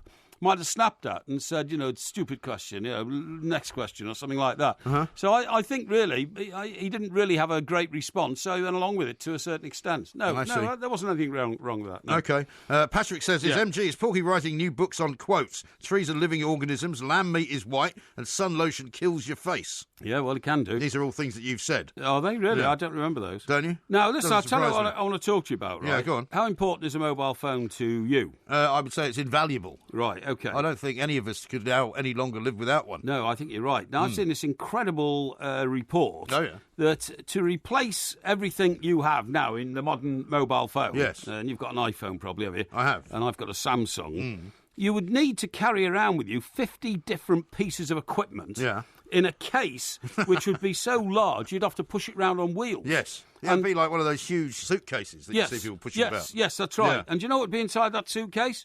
A collection of newspapers, a high-quality camera, a video camera, a cookery book, an English dictionary, a foreign phrase book, magazines, holiday brochures, board games. Well, I mean, you could say an entire entire volume of the Encyclopedia Britannica. That's right, absolutely. Well. A stopwatch, alarm clock, crayons, DVDs, Polaroid cameras, because you can colour things on your phone. Yes, you can. A calculator, a ruler, playing cards, tape measure, train bus timetables, international airline timetables, notebooks, novels. I mean, just everything. A compass, a fitness tracker, an MP3 player, takeaway menus from your favourite restaurants, a photo album, a telephone, of course. It is amazing, isn't it? Unbelievable. A world atlas. I mean, it's and when you stop and think... A lot of photo albums. Yeah, photo albums. Yeah. When you stop and think about it, it's... Cuddly toy. Absolutely amazing. It is. And all that equipment would cost upwards of £1,400. Yeah. Which is, twice the expense of even the very most expensive mobile phone Well, these you'd days. have heard this particular statistic, I'm sure, before, but the computer that sent the Apollo missions to the moon was less complicated and much larger than what is now in an iPhone. That's right. That's right. An iPhone can now do more things than the NASA computers could do in late 1960s. Yeah. A smartphone fits into the palm of a hand and it weighs 5 ounces. Yeah. But the people who put this report together say it would take at least 2 large suitcases to all the extra items around if you went around the world with all the equipment needed to replicate the modern mobile phone. Yes. Unbelievable. You'd have a combined weight of 75 pounds, which is not insubstantial. No, that's heavy. Yeah, it's very heavy. That's very heavy. Very heavy. The heaviest item on the list is a world atlas, which would weigh in at 3 pounds. Yeah. Yeah. I think you're absolutely right. But that's with the modernity and the great sort of increase in productivity that we've all suffered from. Yes, that's right. I think the downside of it all is that now it's very, very difficult to ever be out of touch. It's very, very difficult to be switched off. It's very difficult to be completely relaxed because there's always something going on. Funny enough, I was reading some of my airline journals quite recently. Okay? Airline journals? Yes. Like what? By the way, did you know that British Airways might be interested in carrying, in fact they are very interested in carrying our New York show live on their in-house entertainment. Excellent. I hope you're not giving it to them for nothing. We have friends and contacts. Don't start negotiating your way into people's bad books. No, not at all. But I've seen the time, reading some of my airline journals, right? I've picked up some comments and quotes from seasoned airline travellers who don't want to get on a plane that's got Wi-Fi. Why? Because they regard the isolation of being in the air without access to your mobile phone as the only true place for peace and quiet in the world. Interesting. Now, interesting. And they don't want to be able to be accessed on the plane. But oddly enough, it's odd when you're on a plane that doesn't have Wi-Fi now. It seems weird. Do you know what? I thought that, and we thought that when we flew recently, but less than 30% of the world's airlines have got Wi-Fi on board, apparently. Yeah. Well, because it's still a very... It's going to change. It's the last bastion of communication in this world, and it's still being developed. Okay. Yeah. Now, we're going to run out of time to do winners and losers, but it's coming up next. It is.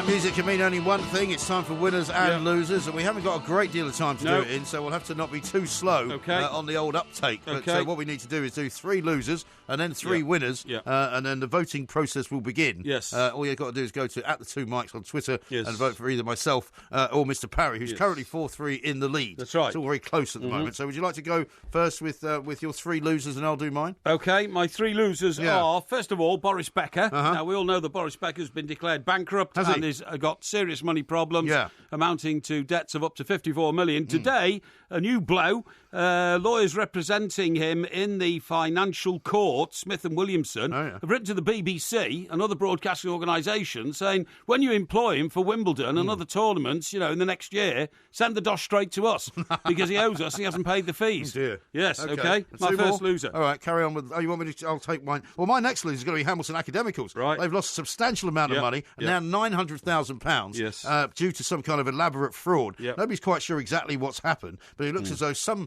con man has entered into their sort of world and basically removed a load of money. The directors have had to go and inject a load of money to keep the club going. Yes. And it looks as though, it's going to be a terrible, terrible mess that the police are now trying to sort out. So you've got to say Hamilton Academicals, massive losers this week. Absolutely. Okay. My second loser is Wembley Stadium. Wembley Stadium. Lowest ever crowd for the Slovakia game, which got us through qualifying for the World Cup in Russia.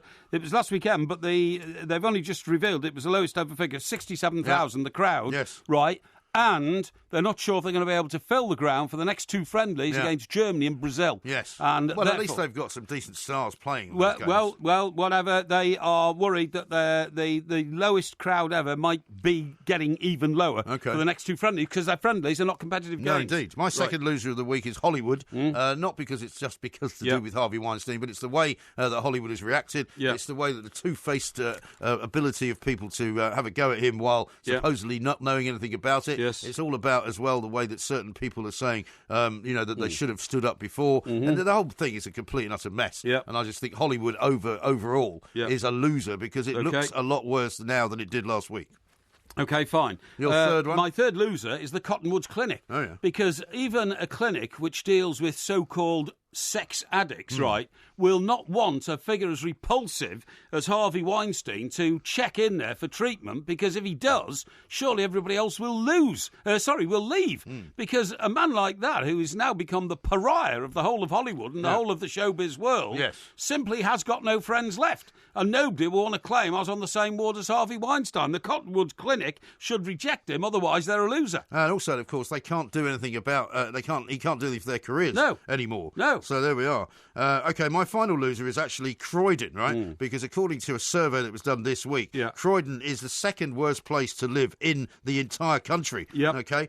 They first of all did a survey about the worst place to live in London, in which Croydon was mentioned. You keep going on about how it gets mistaken for Manhattan. Yes, it does. Because they're building high-rises there, but it's actually a ghastly place to live. Yes. And I would say that it's entirely correct to put it in the second worst place to live in this country. Really? And that means Croydon is a massive loser for me. Yeah, okay. Should we have the winners? Let's have the winners. Yep. Everyone's a winner, baby. That's no lie. That's no lie. You never will to satisfy.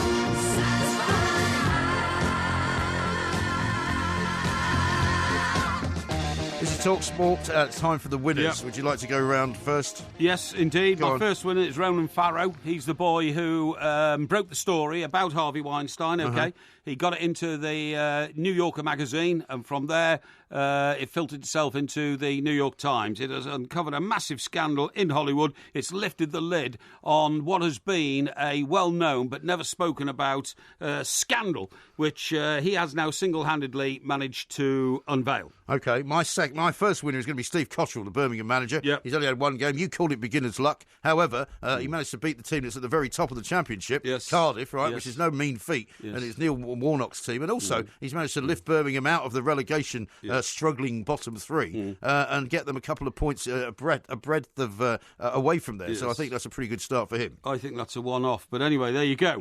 My second winner without a shadow of a doubt, Kenny Dalglish. Today, the stand at Liverpool, the centenary stand, was renamed the Kenny Dalglish stand. Big letters posted to the side, and it will be officially endorsed tomorrow at the game of the weekend, Liverpool versus Manchester United. Okay. My second winner of the week is the Black Swan, which is a pub in North Yorkshire, but it's actually a restaurant as well. It's a Michelin-star restaurant. Yes. It's been named, would you believe, the best restaurant in the world. It's in a place called Oldstead. Yes. It's beaten Heston Blumenthal's The Fat Duck and Raymond Blank's Le Manoir. And it's the most expensive bottle of wine on the menu, 550 quid. Exactly, which is probably not the most expensive bottle of wine on those other menus. No. But he's done terribly well, the guy that runs it. But it's been given the accolade because of the fact that actually the people who have gone there have voted it the best. Yes. So it's not based on anything else. It's the Black Swan. Right. And my third winner, is a guy called James Stunt, okay? James Stunt. Strange name, but he's name. married to Petra Eccleston, the daughter of Bernie Eccleston, a multi-billionaire former owner of Formula One, the Formula One circus, okay? And he has just secured a divorce and reportedly been paid £16 million from the settlement of a lot of money, isn't unison with Petra Eccleston, daughter of a billionaire. Their house alone, both in London and Los Angeles, are worth over £50 million each. And this guy, who was said to be a gold trader, has now become extremely wealthy through default. However, anybody who suddenly acquires 16 million quid, you've got to brand him a winner. Well, you might say that, but he could be very unhappy. Money doesn't make happiness, you know. 16 million quid We're running out of time. Most people happy. I've got to do my third winner, who has to be Lionel Messi. Has to be, because he's fired Argentina back into the World Cup finals. He scored a hat-trick. He won the game all by himself over in Ecuador, despite the fact that Argentina went 1-0 down. He has proved himself to be the greatest player in the world yet again. Yes. Even Neymar has said, we'll be seeing you at the World Cup. I can't wait. It's going to be fantastic. That's winners and losers. Go vote now.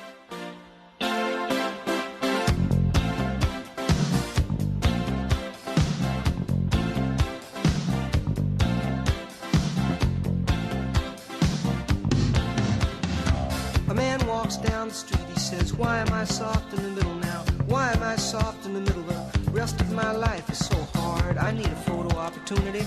I want a shot at redemption. Don't want to end up a cartoon in a cartoon graveyard. Bone digger, dogs in the moonlight.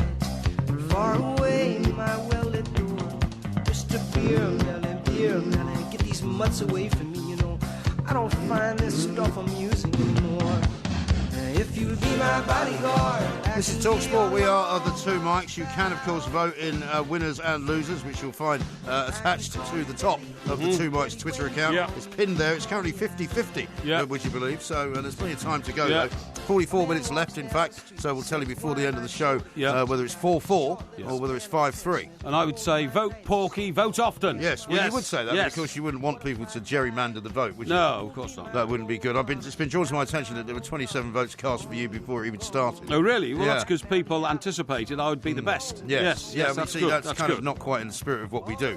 Anyway, we're playing a bit of Paul Simon. It's his birthday as well, isn't it? 76. 76. And what an incredible musician he's been over the years. Trombones. You know, I mean, they first came to light, didn't they, with the theme music to, what was it, The Graduate? Yes. Well, it wasn't the theme music to The Graduate, really. It was Mrs. Robinson. It was a song that they wrote for it, wasn't it? Well, they wrote all the music for The Graduate. Great stuff. Do you know the original one? Sound of Silence? No. Now, Here's to You, Mrs. Robinson. Yes. They wanted to make it Now Here's to You, Mrs. Roosevelt. Yeah. And they wanted to dedicate it to, Roosevelt's wife. Yes. Theodore Roosevelt. First lady. Yeah, the First Lady, because Eleanor Roosevelt was the first sort of real First Lady. You know, she did things other than just be a wife, you know. Yes. She started charities and all that kind of stuff.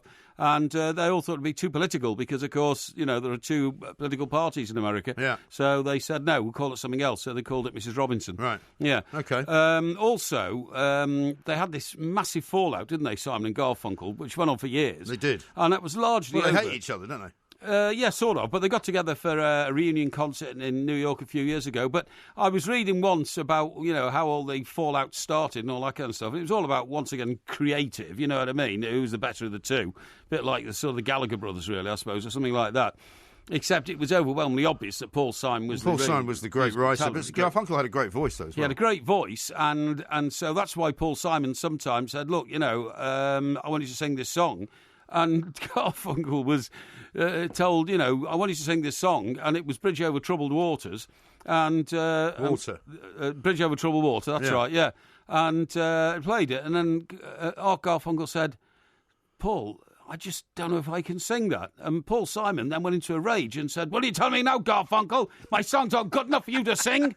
And in fact, why did he call him Garfunkel? Well, I don't know. What Art Garfunkel meant to say was, it's such a brilliant song, I don't think I can sing it justice. No, well, not just do it justice, but people will think it's my song if I sing it. Yeah. It's a brilliant song, you should sing it. But Paul Simon said, my voice is not as good as yours. No, that's true. Yeah. And I'm glad they made that decision. Yeah. Now, we're running out of time because this show finishes at 1 o'clock. Yeah. So let's talk to Simon Johnson, who's with The Standard, of course. He's Indeed. got all the back pages for us. Indeed. And there's lots of football on there. The Premier League is back. Simon, a very good morning to you. Good morning, chaps. Yes. Sorry to keep you waiting while we debated the likelihood of Simon and Garfunkel hating each other. Yes. Well, actually, I was sitting here thinking it's quite appropriate you're talking about bus stops, given that there's absolutely a bus stop dominating the back pages, which has already been alluded to on the news bulletin there. But, some of the headlines, of course, talking about Mauricio Pochettino, Pep's sad, wrong and disrespectful is the big headline on the back page of The Sun. Yep. Laughing stock is the Mirror's take on it. Pep is a sad man. Which is the Mail's headline. And of course, as has already been intimated, it's all about this rather sort of throwaway comment that Pep Guardiola actually uttered following Manchester City's 1-0 win over Chelsea a couple of weeks ago, and he was talking about the other title contenders. Yep. Whereas he referred to all the other clubs by name, he referred to Tottenham as Harry Kane's team. Yes. And on one hand, you sort of go, you could argue it's a bit disrespectful. But on the other hand, you could sort of actually say he's got a point. Because of Kane's, without Kane, I remember this time last year when Kane was injured, you could argue that's when Tottenham lost the title because he was out for 2 months and they missed his goals badly. But yes, he scored 15 goals in his last 10 games, 43 in 37 appearances in the calendar year. And Pochettino is very upset that Pep's not showing him. I don't know why managers get upset about these things. It's all a wind-up, isn't it, on both sides? Don't they understand that? Don't they understand that, by taking offence, all you're doing is playing into the hands of your opposition? Well, I am a bit surprised that Pochettino has bitten quite so hard on it. I mean, it's not. Put it this way: it's not like they're about to play each other, and Pep Guardiola was sort of trying to get into Tottenham's head or anything. Yep. It was just a throwaway comment. What does make it interesting is that you just can't wait for the two teams to play each other, which is on December the 16th. But, I suppose if you were to dissect the various things that have been said, I mean, Pochettino comes across, generally speaking, and you'll know this better than me, as a sort of a nicer bloke than Pep Guardiola in his dealings with the press, anyway. Yes, I'd go along with that. Although don't behind that sort of nice exterior, I think Pochettino, he's got a bit of a steely side. But yes, what I do agree with him, and he actually raises it as part of his rant, as it were. He actually, referring to Guardiola, he says sometimes he struggles to keep his position and be a gentleman. Yeah, I know, that's rather nicely put, isn't it, really? But we all know what he means. Well, I have to say that Pep Guardiola arrived in this blaze of glory as sort of God's gift to football management. Yeah. And I actually sort of found him quite arrogant and quite dismissive, particularly of us legendary folks in the media who sort of seems to think we're beneath him. Yeah. And in that regard, I think Pochettino's got a very good point that now everything's rosy. Guardiola's putting on the charm, although not obviously with Tottenham. But no, there's been too many interviews where Mourinho gets a lot of stick for the way he behaves, but Pep Guardiola, I think he's treated England, the English media, with a bit of disrespect, and I think Pochettino is right to call him out on that. Yeah, I totally agree with you. Very interesting story here, Simon, because time is short, but on the back of the Sun, Dele ups the dosh. Dele Alli wants to become Tottenham's highest paid player on £160,000 a week. Harry Kane will have something to say about that, won't he? Or certainly his agent will. Very quickly, yeah, because I think if anyone at the moment deserves to be Tottenham's highest paid player, it's Harry Kane. And for the reasons I just referred to a few minutes ago. But Dele Alli, look, he's clearly a quality player. I don't think he's been particularly impressive so far this season, but keeps losing the ball, doesn't he? He doesn't look as though he's concentrating. Yeah, and he had a poor start to last season. Everyone sort of raved about him, rightly so. But in terms of performances last season, but if you actually look at his figures, he only really kicked on from December onwards. The first 4 months he was very below par. But look, I think he's only asking for what the going rate is for a player of his ability. Let's get this right. You know, all the top clubs in Europe would want Dele Alli. He's only 20. The best years are ahead of him, and he is being paid a measly, and I put this only in football language, a measly 50 grand a week, which is an absolute steal. And this is the problem that Daniel Levy is put himself in. It's all very well offering these players sort of little contracts extensions every year on little money, but in the end it's going to catch up with you. We've already seen that with Kyle Walker. He's gone for better money. Danny Rose intimated before the start of the season he wants to leave for more money, and Dele Alli's making it clear that he wants, I mean, this is like 3 times his current salary. If Levy agrees to this, then you can imagine the amount of knocks on the door that he'll get from all the other players. So Tottenham are in a very tricky position with all these talented players on their books. Sure, totally agree. And quite a few injury stories as well on the back pages, because of course international break time always brings a bit of sort of panic and anxiety to many Premier League managers. Kante looks to be out for 7 games. You've also got Jurgen Klopp not very happy with Gareth Southgate over Jordan Henderson, and it's not a good time, is it? International football, it's the period that all club managers loathe and sort of watch sort of with, it's almost, Halloween's coming fast approaching. It's almost like they're horror movies. And you can imagine Conte's face when he saw images of Kante limping off for France. And yes, now, it's funny how this time a year ago or last season, Chelsea didn't have injury problems on their way to winning the title, but it's been a totally different story this season. It's been one injury after another, and losing Kante for the next 3 weeks, by the looks of things, is a significant blow, as Conte explains, because Kante, the PFA and FWA Player of the Year, Chelsea haven't got a player like that elsewhere in the squad, and they don't exactly have many other players, because Danny Drinkwater signed in the summer. He's not fit yet, so he's only got Bakayoko and Fabregas to play in midfield for a very sort of intense fixture list. He may have to play David Luiz in there, and he even talked about a couple of youngsters from the academy. That's how desperate he is, because we all know he doesn't really like to play youngsters in league games. He's even talking about 2 sort of youngsters called Carl Scott and Ampadu, a guy, a 17-year-old signed in the summer, that could possibly start games because he's got so few options. And as for the Liverpool story, I've got some sympathy for Jurgen Klopp, because England had qualified, and to see Jordan Henderson, who's had a problem with a heel problem for a few years now, to see him play 90 minutes in a meaningless game on a plastic pitch is a bit tough to swallow. Well, it's provocative. Now, talking about Liverpool, of course, plenty of stuff in the papers this morning, Saturday morning, preempting what is so far the game of the season, isn't it? And remarkable to see Kenny Dalglish and Sir Alex Ferguson sharing a joke on the pitch at Anfield. Yeah, absolutely. Back page of the Mirror, King. Let me see. King gets his stand, but can Klopp now deliver? I was looking for the Kenny part. That's right. I can't read my writing there, but can Klopp now deliver? It's sort of K's, isn't it? King, that's right.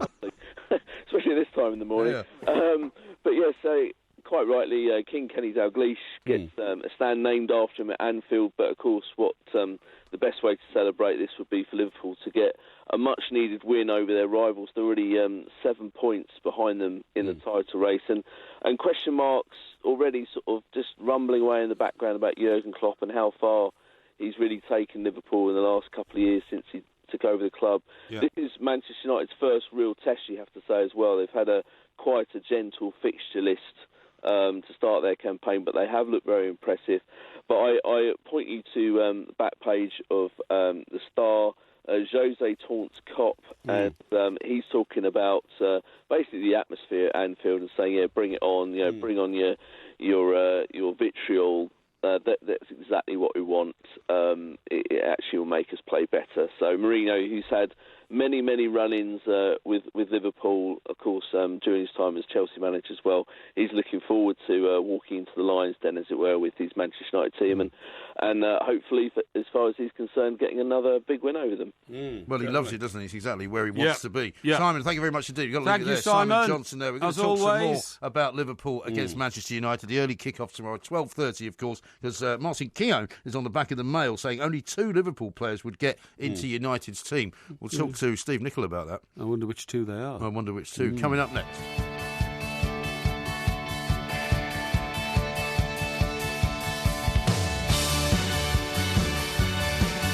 TalkSport's joined forces with the Sun Dream Team, powered by Homebase, to bring you the expert tips for the UK's biggest fantasy football game. Listen to the Weekend Sports Breakfast with Georgie Bingham and Tony Cascarino from 7 this morning to find out which players might be the bargain buys, all thanks to Homebase. That's right. Visit in-store or online for low prices on what we call the big tool brands, OK? Now, they are the Makita LXT 18-volt combi drill and impact driver twin pack, including 2 5-amp-hour batteries and chargers, and it's just £349.99. Or the Makita LXT brushless circular saw, which is just £178.49. Or the Makita LXT brushless jigsaw, which is just £179.99. There you go. Release your inner gaffer and select your squad now at dreamteamfc.com. It's free to enter, and you could win a share of the approximated £750,000 prize pot. And sign up to the Homebase League for a chance to win Premier League tickets every single month.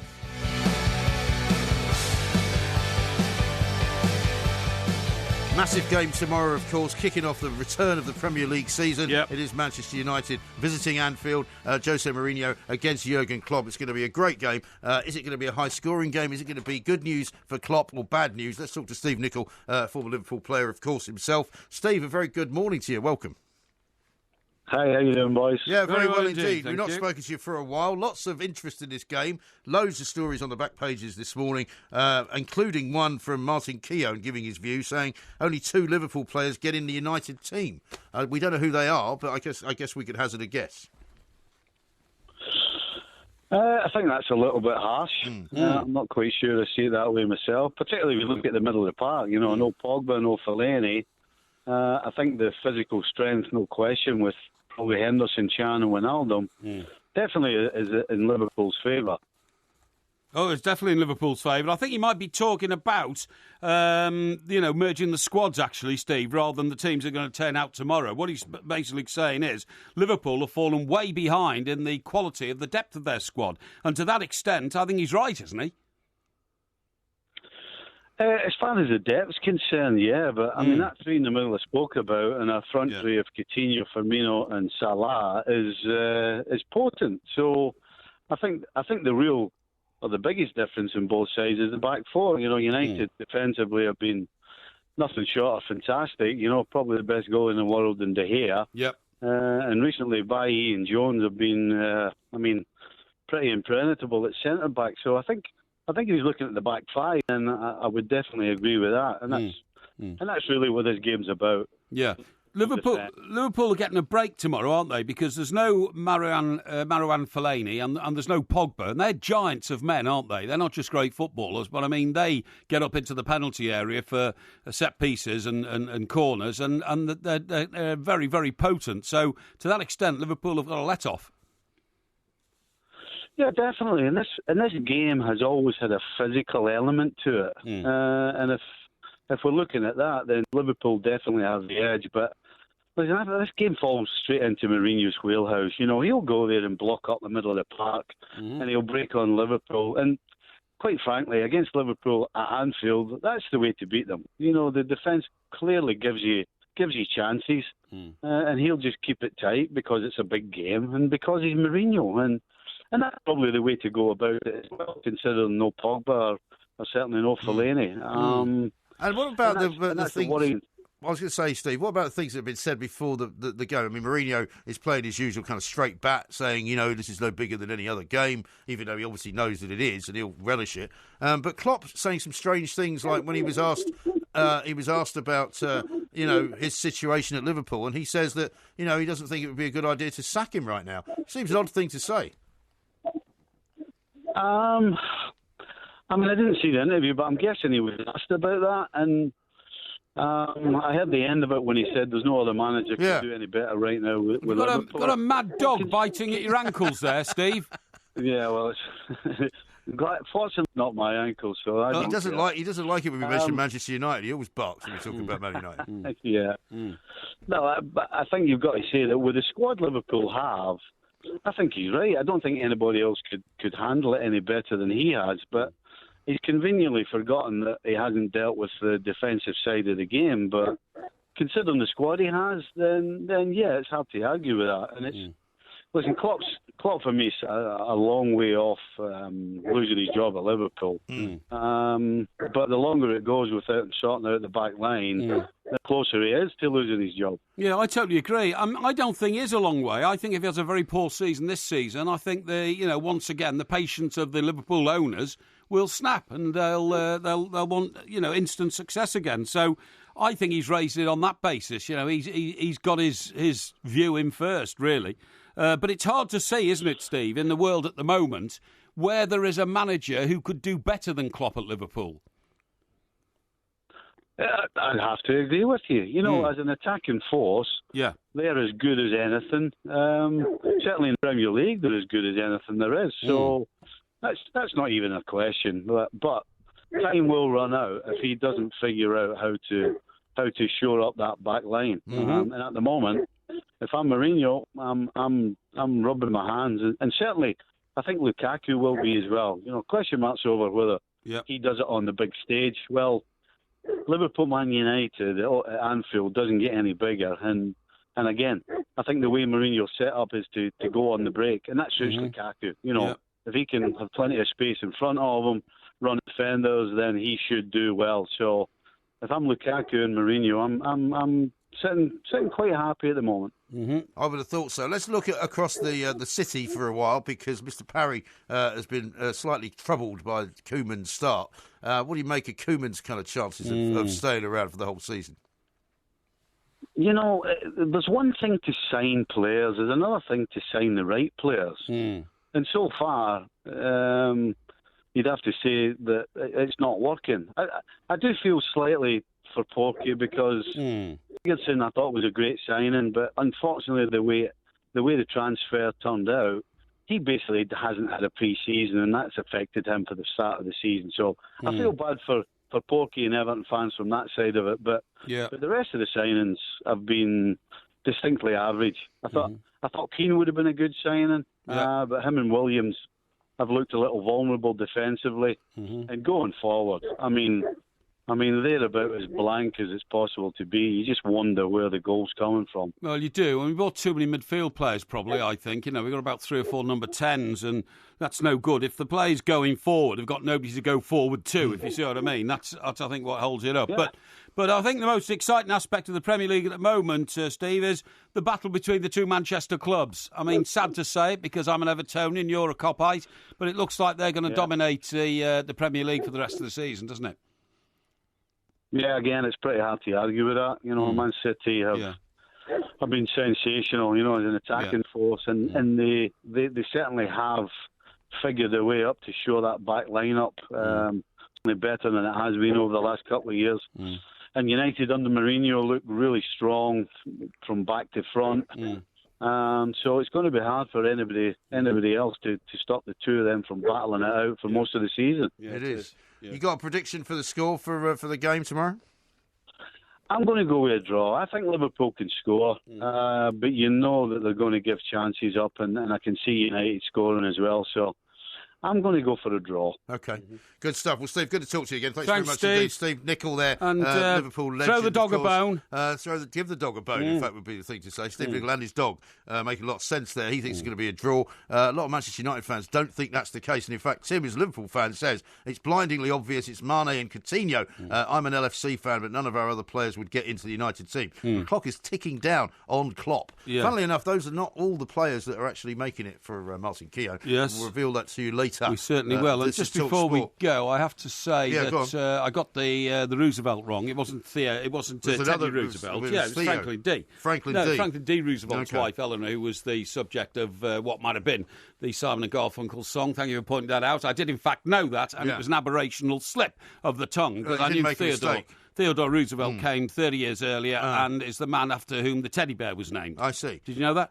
Yes, I did. Yeah, actually, you did, yeah. Do you also know that I'm leading by 51 to 49%? Yeah. It was 52 to 48 a minute ago. Yeah. There's only 19 minutes left to but vote it's shifting, in winners it's and shifting losers. in my direction. Yeah, but it's the usual Parry bots. No, I've got what the Americans call the Big Mo, right? And it's well, going the only thing you've got that's big. It's going to drift to. Well, I tell you what, nothing I've got as big as your double chin. Okay. I would say you actually have a chin about the same size. No, not rubbish. Yeah, I would say so. Utter rubbish. Well, you're a fatso. You think I'm fat? Yeah, I do. Yeah. So this is what you've now diminished yourself down to. No. Once again. No. You spent most of the beginning of this year saying I'm going to really try not to be so abusive to you. Yeah, did I? I don't remember saying that. You're now Why would I want to say that? I'm a fatso because you realise it makes you sound like an idiot. No. Because you have no arguments other than to just abuse me. Not at all. And one day, as I've said to you many times, I will walk across to where you are and give you a good doing. No, you won't. Now, Ryan sends us a very nice note. He says, just bought the tickets for the Christmas party, folks. First live show I'll ever have been to. It will be awesome. And it certainly will. It's on December the 17th, which is a Sunday before Christmas. Yeah. It's at the Shepherd's Bush Empire. We're looking forward to seeing you all in what's definitely going to be a full house. So get in with your ticket applications right now. That's it. This is Talk Sport.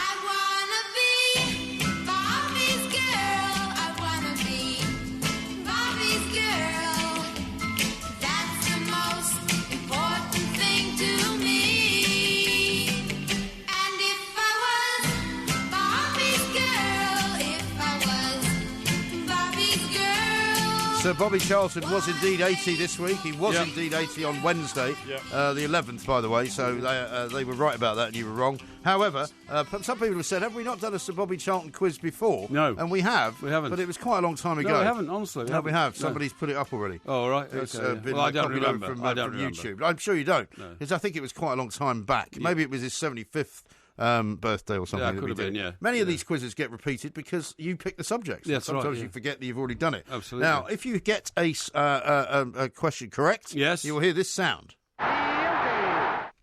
If you get one incorrect, you will hear this sound. Dennis has done it! Yeah, they sound very similar, actually. They do, but one is different from the other because Dennis has done it is not what the first one said. No, that's right. Now, are you ready for question number one? Certainly am. When was Charlton first called up for England? He was first called up for England for a squad against Scotland at Hampden Park, which would have been in 1957, October. Incorrect. No. Dennis has done it! It was April the 19th, 1958. What? It was April 19th, 1958.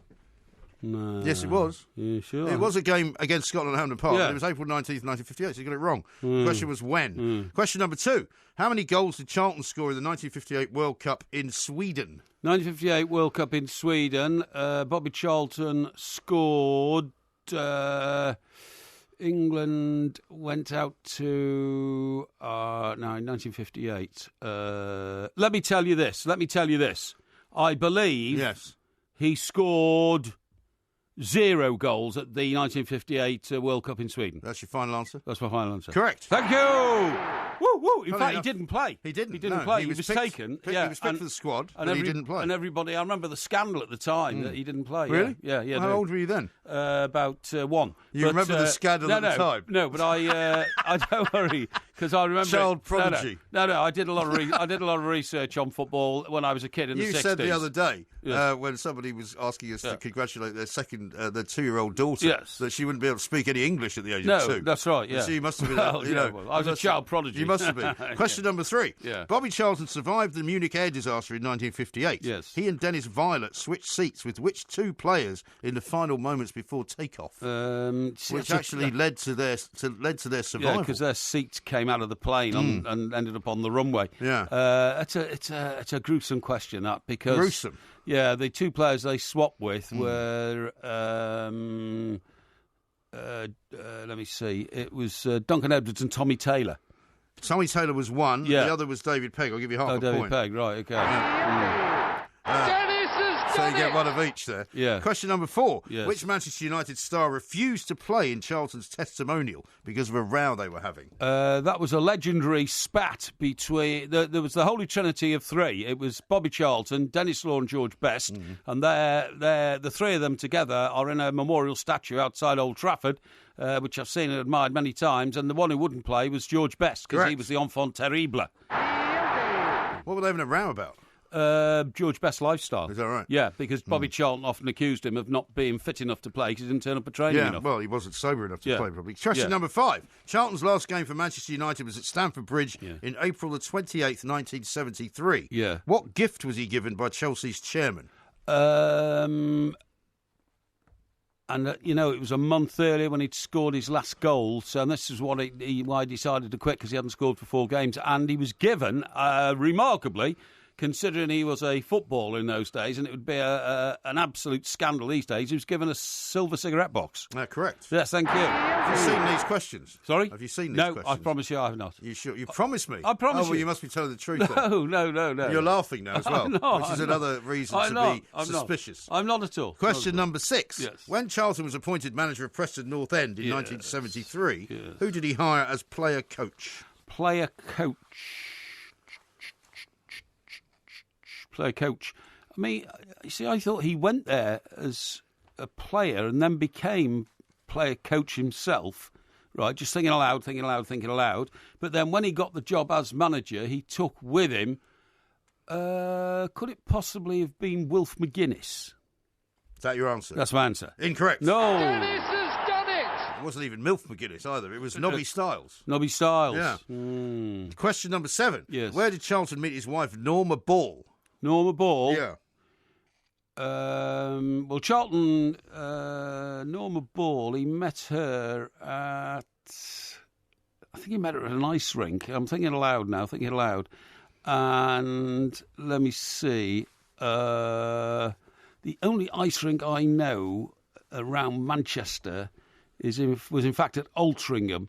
But that wasn't the ice rink where he met her. That definitely wasn't. I'm thinking aloud now. It wasn't Altrincham ice rink. No, you said it wasn't. I'm saying it wasn't. No. Okay. So it was some promotional thing he was doing for Manchester United, and she was working on the staff of wherever they were doing the promotional thing. I'll have to say Altrincham ice rink. Well, it's an ice rink in Manchester is the answer, so I'll give you that. Right, it is. Yeah. Thank you. Question number 8. Who played Charlton in the British TV film United, directed by James Strong? What year was this? I don't have a year. Sorry, it's a TV programme called what? It was a British TV film called United. And you want to know who played... Which I believe was about the Busby Babes. Yes, the Busby Babes, that's right. Oh, yeah, and who played Bobby Charlton, you're asking me? Yeah. Right. I know who played Sir Matt Busby, and I know who played... You've definitely seen these questions. No, I haven't. Well, how do you know anything about the film? Because I remember seeing it. I saw it. You saw the film? Yeah, and there was great criticism of the role of Matt Busby's deputy, because Matt Busby was in hospital after the Munich air disaster, and his deputy, whose name has escaped me, took over, and he was criticised by all the squad for not being caring enough to the players and all that kind of stuff. Now, who played Bobby Charlton? Yeah. I'm trying to think now of an actor who looks a bit like Bobby Charlton would have looked in those days with his Brill Cream haircut, and I'm going to have to say... the same bloke who played Brian Clough in The Damned United. What's his name? I don't know. But that's not an answer. Oh, well, hang on a minute. Wait a minute. Let me think. You have to give me a name. I tell you what, it could have been that bloke who played... I'm going to say Simon Pegg. That's Simon my Pegg. answer. Simon Incorrect. Pegg. Oh, what's the name? And it wasn't the guy Sheen either. Okay. It was Jack O'Connell. Well, I've never heard of Jack O'Connell. It's a stupid question. Well, it's not a That's stupid about question. an actor. It wasn't about You said Bobby you Charlton. saw the film. Oh, well, yeah, it was about an actor. You said it wasn't you about saw the Bobby film. Charlton. You said you saw I the want film. questions about Bobby Charlton, his career, because it's a purist football question, not some stupid question about some half-baked unknown actor who just happened to play Bobby Charlton. All right. I bet he played Rupert the Bear in his next film, didn't he? Eh? No, I don't That's think he how did. much Bobby Charlton's got to do with it. No, he didn't play Rupert the Bear. Yeah. That was somebody else. Which other England schoolboys player signed to play for Manchester United on the same day that Bobby Charlton did, which was January the 1st, 1953? Oh, I think that was the guy who I answered for a previous question, Wilf McGuinness. See, this is what happens when you mix up the questions. No, when no. you've read the questions and you get the answers wrong. I'm saying in Wilf the wrong McGuinness. order. I'm saying Wilf McGuinness. That's correct. Thank you. Hooray! Wow, this is a huge score. It's not really. I think you've got 1, 2, 3, 4, 6 5. and a half. No, 5.5. No, 6.5. You've got 5.5. How many more questions are there? 1. All right, okay. So make it 6.5. In his first season, Manchester United won the league, and Charlton scored 12 goals in all competitions. Yes. But they lost the FA Cup. Yes. Who won it? well, that was 1957.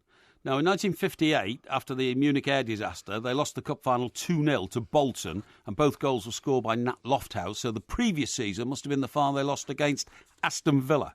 That is correct. Thank you. Woo, woo, woo, woo. Wow. I mean, that's pretty good. Porky gets 6.5 out of 10. 6.5. That's fantastic. Definitely definitely Stewart's inquiry. No. That's a first-class pass, isn't it? Once again, no, it's not first class. First class is above 7 out of 10. No. Okay? Well, that's actually a B class. Well, hang on, that's rubbish. That's I got a B 6.5 class. and nearly 7. Yeah, well, 7 is 70%. I think this is very good. Well, it's very good if you didn't cheat. However, you obviously did cheat. How could I cheat? Well, because there are so many signs that you cheated. No, not at all. Not at all. You read the questions, you memorised the answers. No. You mentioned Milford McGuinness, the wrong question. Right. And then you got it right eventually. Yeah, I got it right. That tells me that you cheated. I mean, Anyway, that means in 7 questions out of 10, I either got them completely right or 1 nearly right. Yeah. I only missed out on 3 questions. That's a fantastic effort. Well, it's not a fantastic effort if you It cheated. is. No, I didn't cheat. But you did I didn't cheat. Fantastic You effort. did. The only time you ever get I'm anything so pleased more... with myself, I'm telling you. Well, you spend most of your life pleased with yourself for no apparent reason. Yeah. That was the Porky quiz. Yeah. Do let us know whether you think Porky cheated. I think I know what the answer's going to be. And, of Mm. course, you've still got time to vote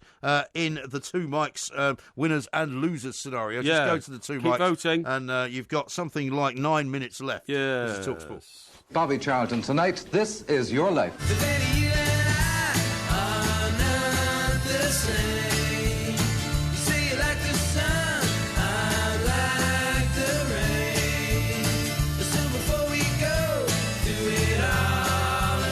If you're fed up with Theresa May's excuses, Trump's tweets, or bored of the bake-off, then you can get it off your chest over on Talk Radio. Non-stop current affairs, politics and more with James Whale, George Galloway and Ian Lee. Indeed. Now, don't miss the Queen of Controversy, Julia Hartley-Brewer, this Monday from 10 a.m, exclusive only to Talk Radio. And you can listen live 24/7 via the Talk Radio app on DAB, or why not shout Talk Radio at Alexa.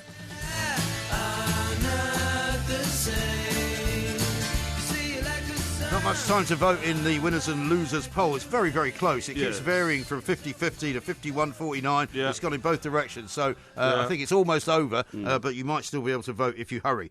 Chris says this: Porky wrote the answers to the quiz on the palm of his left hand and still got at least 3 wrong. No. Jason says, well done, Porky. Splendid effort. Yes. Nick says they're not happy on the Vegas line. That half-point MG awarded bust a few high players. Yes. Steward's inquiry. No. Here's one from Stephen. He says, what a superb effort, Porky. MG cries wolf because he couldn't gerrymander with the second set. Thank you.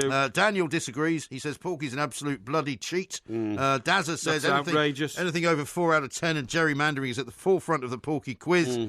Kohler says Parry has memorised the answers but is giving them in the wrong order. No. Showing he has cheated. No, not at all. Blatant Not at all. cheating from Porky. There's a lot of it, you know. No. Awful lot of it. Well, I haven't done anything wrong, so I don't have any sense of shame whatsoever. Well, you have I no just sense of shame anyway. When have you ever felt any sense of shame? No. For all of the terrible things that you've done in your life. You know, the point is that he is a legendary footballer, and my knowledge of football from that era when I was a schoolboy is deep imbued in my brain. Is it? Okay. Yes. By the way, talking about deep imbued in brains, Yeah. did you catch the England under-21 result this week? I don't think so. England won. Was that against Scotland? Against Scotland. Yes, I do. I really remember that. That was a while ago. No, it was this week. And how many Everton players were in the team? I don't know. 5. Really? 5 Everton players started. Well, the maybe they under-21 should be in game. the starting Everton lineup tomorrow against Brighton. Well, I hope some of them are. On Sunday, right? Yeah, I hope some Are you of still them are. going to that, are you? I'm going on Sunday. Yeah. Sorry, there won't be a two-mic show on Sunday night, unfortunately, because I'm occupied at the Amex Stadium, Brighton. Yes. And also, we're doing the Sky News. we're doing paper Sky review News very paper early. review on Monday morning, very Monday early, morning. and would love to be with you folks. But it's there's only a certain number of hours in a day, so to speak. There are. And you know what? I'm having a terrible difficulty getting to see Everton because my season ticket I bought in good faith in the summer. I'm so occupied now at weekends that I'm not sure when I'm next going to be able to get to Goodison. So I have to be able to go and see them when they're in the south. Indeed. It's got to be done. Yeah. Now, I can give you an update on the final results, winners and losers. It's 50-50. No, It it's is. not. No. It's 50-50. No. The final result is in. No, the Porky Army need to get going. Give me an extra 1%. It's closed. No, but it adjusts itself in about 2 minutes. Final doesn't results. It? It says final results. No, it adjusts itself in a couple of minutes. I'm sure really? I'll just get the 1% I need. I'm sure I will. It's very weird this because it was 50-50 a second ago now, and it said final results. Yeah. Now it says final results, and it's 49-51 to me. To you, yeah. Yay! Whoa! What a night! You've got such a sad life that you actually makes you happy, doesn't it? No, what a night! I mean, what crikey! A saddo. You know, almost record score in the Porky quiz. I've suddenly won the Porky. I've suddenly won the. What have I won? I've forgotten now. You haven't won anything. Yes, I have. I've won the winners and losers here again. So it's 50-50. Winners and losers. No, it's on that device. It's 50-50. No, on mine, mate. Don't you worry. Don't call me mate. I don't like it. Oh, don't you? I couldn't care less what you like and what you don't. You're like. becoming really objectionable tonight, and in fact, I'm very, very, very close to strangling you as we leave the building. I wouldn't. You wouldn't be able to stop me. I wouldn't be able to stop you. Yeah. Well, you say that. I can abuse you physically any time I want. No, you can't. I can. Don't boast about things like that because Why? you make yourself sound like the ridiculous oaf you are. Really? Okay. Yes. Now, how about this weird story that we still haven't mentioned? Mm-hmm. These thieves that broke into Ipswich Town's football club. Now, what on earth is all that about? Stole giant televisions, right? Yeah. Raided fridges. Staged a food fight with frozen cheesecake, right? Yes. But not only did they do it once on Sunday night, they did it again on Wednesday. Yeah. Oh, sorry, overnight on Saturday and in the early hours of Wednesday morning. Yes. Isn't that weird? Well, I'm not casting aspersions on a colleague or a close friend, but of course, Mr. Alan Brazil does live very close to Ipswich. Well, I don't think he was involved, surely. Not only does he live very close to Ipswich, well, of course, he knows intimately the inside of Portman Road because, of course, he played there for a good decade. You know what I mean? Well, are you saying that he would know where Chairman Marcus Evans' personal box was? Without a shadow of a doubt, because I think I've been in it with him. Last time Everton played They went to the one next to that, apparently. Yeah, I see. Helped themselves to expensive vintage wine. Expensive vintage and wine. food. Well, you see, I think the expensive vintage wine's a bit of a giveaway, isn't it? They then took the lift. Well, they obviously knew their way around, right? They then take the lift down to the kitchens underneath the stands to raid the fridges. Yeah, but isn't that weird? It's very weird, and you wouldn't expect Mr. Brazil to drink anything except expensive wine, would you? No, wouldn't get him drinking but the Blanco. I think casting aspersions on his whereabouts would be wrong. Yeah, well, that might be a little bit unfair. Very unfair. No, but I mean, they've taken TV screens, right? As far as we know, the police are involved and they're investigating, but there doesn't seem to be any CCTV footage that we know of. No, and you'd imagine that inside a football stadium there would be CCTV, wouldn't there? No, it would be switched off most of the time. Most of the time, CCTVs inside football stadiums only switch on match days and when there's people around. You know what I mean? But they don't keep it on all the time at night because, just like a jail, they don't expect anybody to be breaking in. But would they not have security guards on a football ground at night? Maybe not. No, I don't think so. I don't think they would because it's not the sort of place people normally break into. There's nothing valuable in there to steal. Yeah. You know, it's a bit like an empty house. No, but there is. They've got loads of wine, which is expensive. They've taken a load of plasma TVs, right? And there's all kinds of now because of all the various sort of corporate boxes and things. There's quite a lot of stuff you can steal. Yeah, when we first moved into these offices here, you know, the TalkSport Towers, and we moved from Oxford Street, which is London's busiest and perhaps the world's busiest shopping street. We used to get raided all the time. People used to take the computers. Really? Yeah, before we got a security... Wasn't that just the employees, though? Probably just the employees, yeah. We were a rough bunch in those days. But they used to come up the fire escapes and break through the fire doors and nick all the computers. Well, I had my office broken into 3 times in a week when I was in New York. In New York, you told me, yeah. And every time I tried to fix it and get some other form of protection, they found another way around it. So eventually, I actually hired a guy with a gun. Did you? I hired an armed guard. Right, okay. And I said to him, if this guy comes back... Yeah, shoot him. No, I said, hold him. Right. Because I want to shoot him. Right, okay, that's a good idea, yeah, great. And did it solve the problem? Well, he never came back. No, he never came back. But what he was doing was he was going down to, there was a snooker hall down the road. Yes. Right, where I think I took you Yeah, at I think one we point. played snooker, and he was going in and out of my office, asking people in the snooker place at 3 in the morning, Yeah. do you want a PCs, do you want a fax machine, do you want a phone? And he was just going back and getting it. And presumably you had your insurance policy cancelled. Well, I mean, you couldn't you didn't have insurance for theft of an office. It couldn't be done. No, it couldn't be done, no. It cost me quite a lot of money. I'm sure it did. Now I've got an update for you. Oh, okay. Before we do anything else, it has corrected itself to 50-50. The winners and losers result is 50-50. No, I don't think so. I'm afraid it is. No, because... On all 3 of my devices here, it is 50-50. No, you've gerrymandered that. I haven't. Yes, you have. I haven't. That was 51-49 to me. It's a draw. Yeah, I don't think it's a draw. It's a draw. Why can't you just be happy about that? Now, I've got, it says 50-50 on mine as well, but you've gerrymandered it. That's the final But result. also, I think I'm still the winner, because if you look at mine, my 50 is in a heavier black type than your 50. That doesn't matter. It does. No. It does. That's just for the purposes of graphic that's graphic clarity. because it means I'm really the winner. Yeah, no, it just means you're really a plank. No, it doesn't. Let's Now, talk sport. It's the end of the show. Oh, it can't be. I want to Get tell you lost. about keeping hearts in We haven't frozen got time. fridges. Keep your heart somewhere else. To try and help me.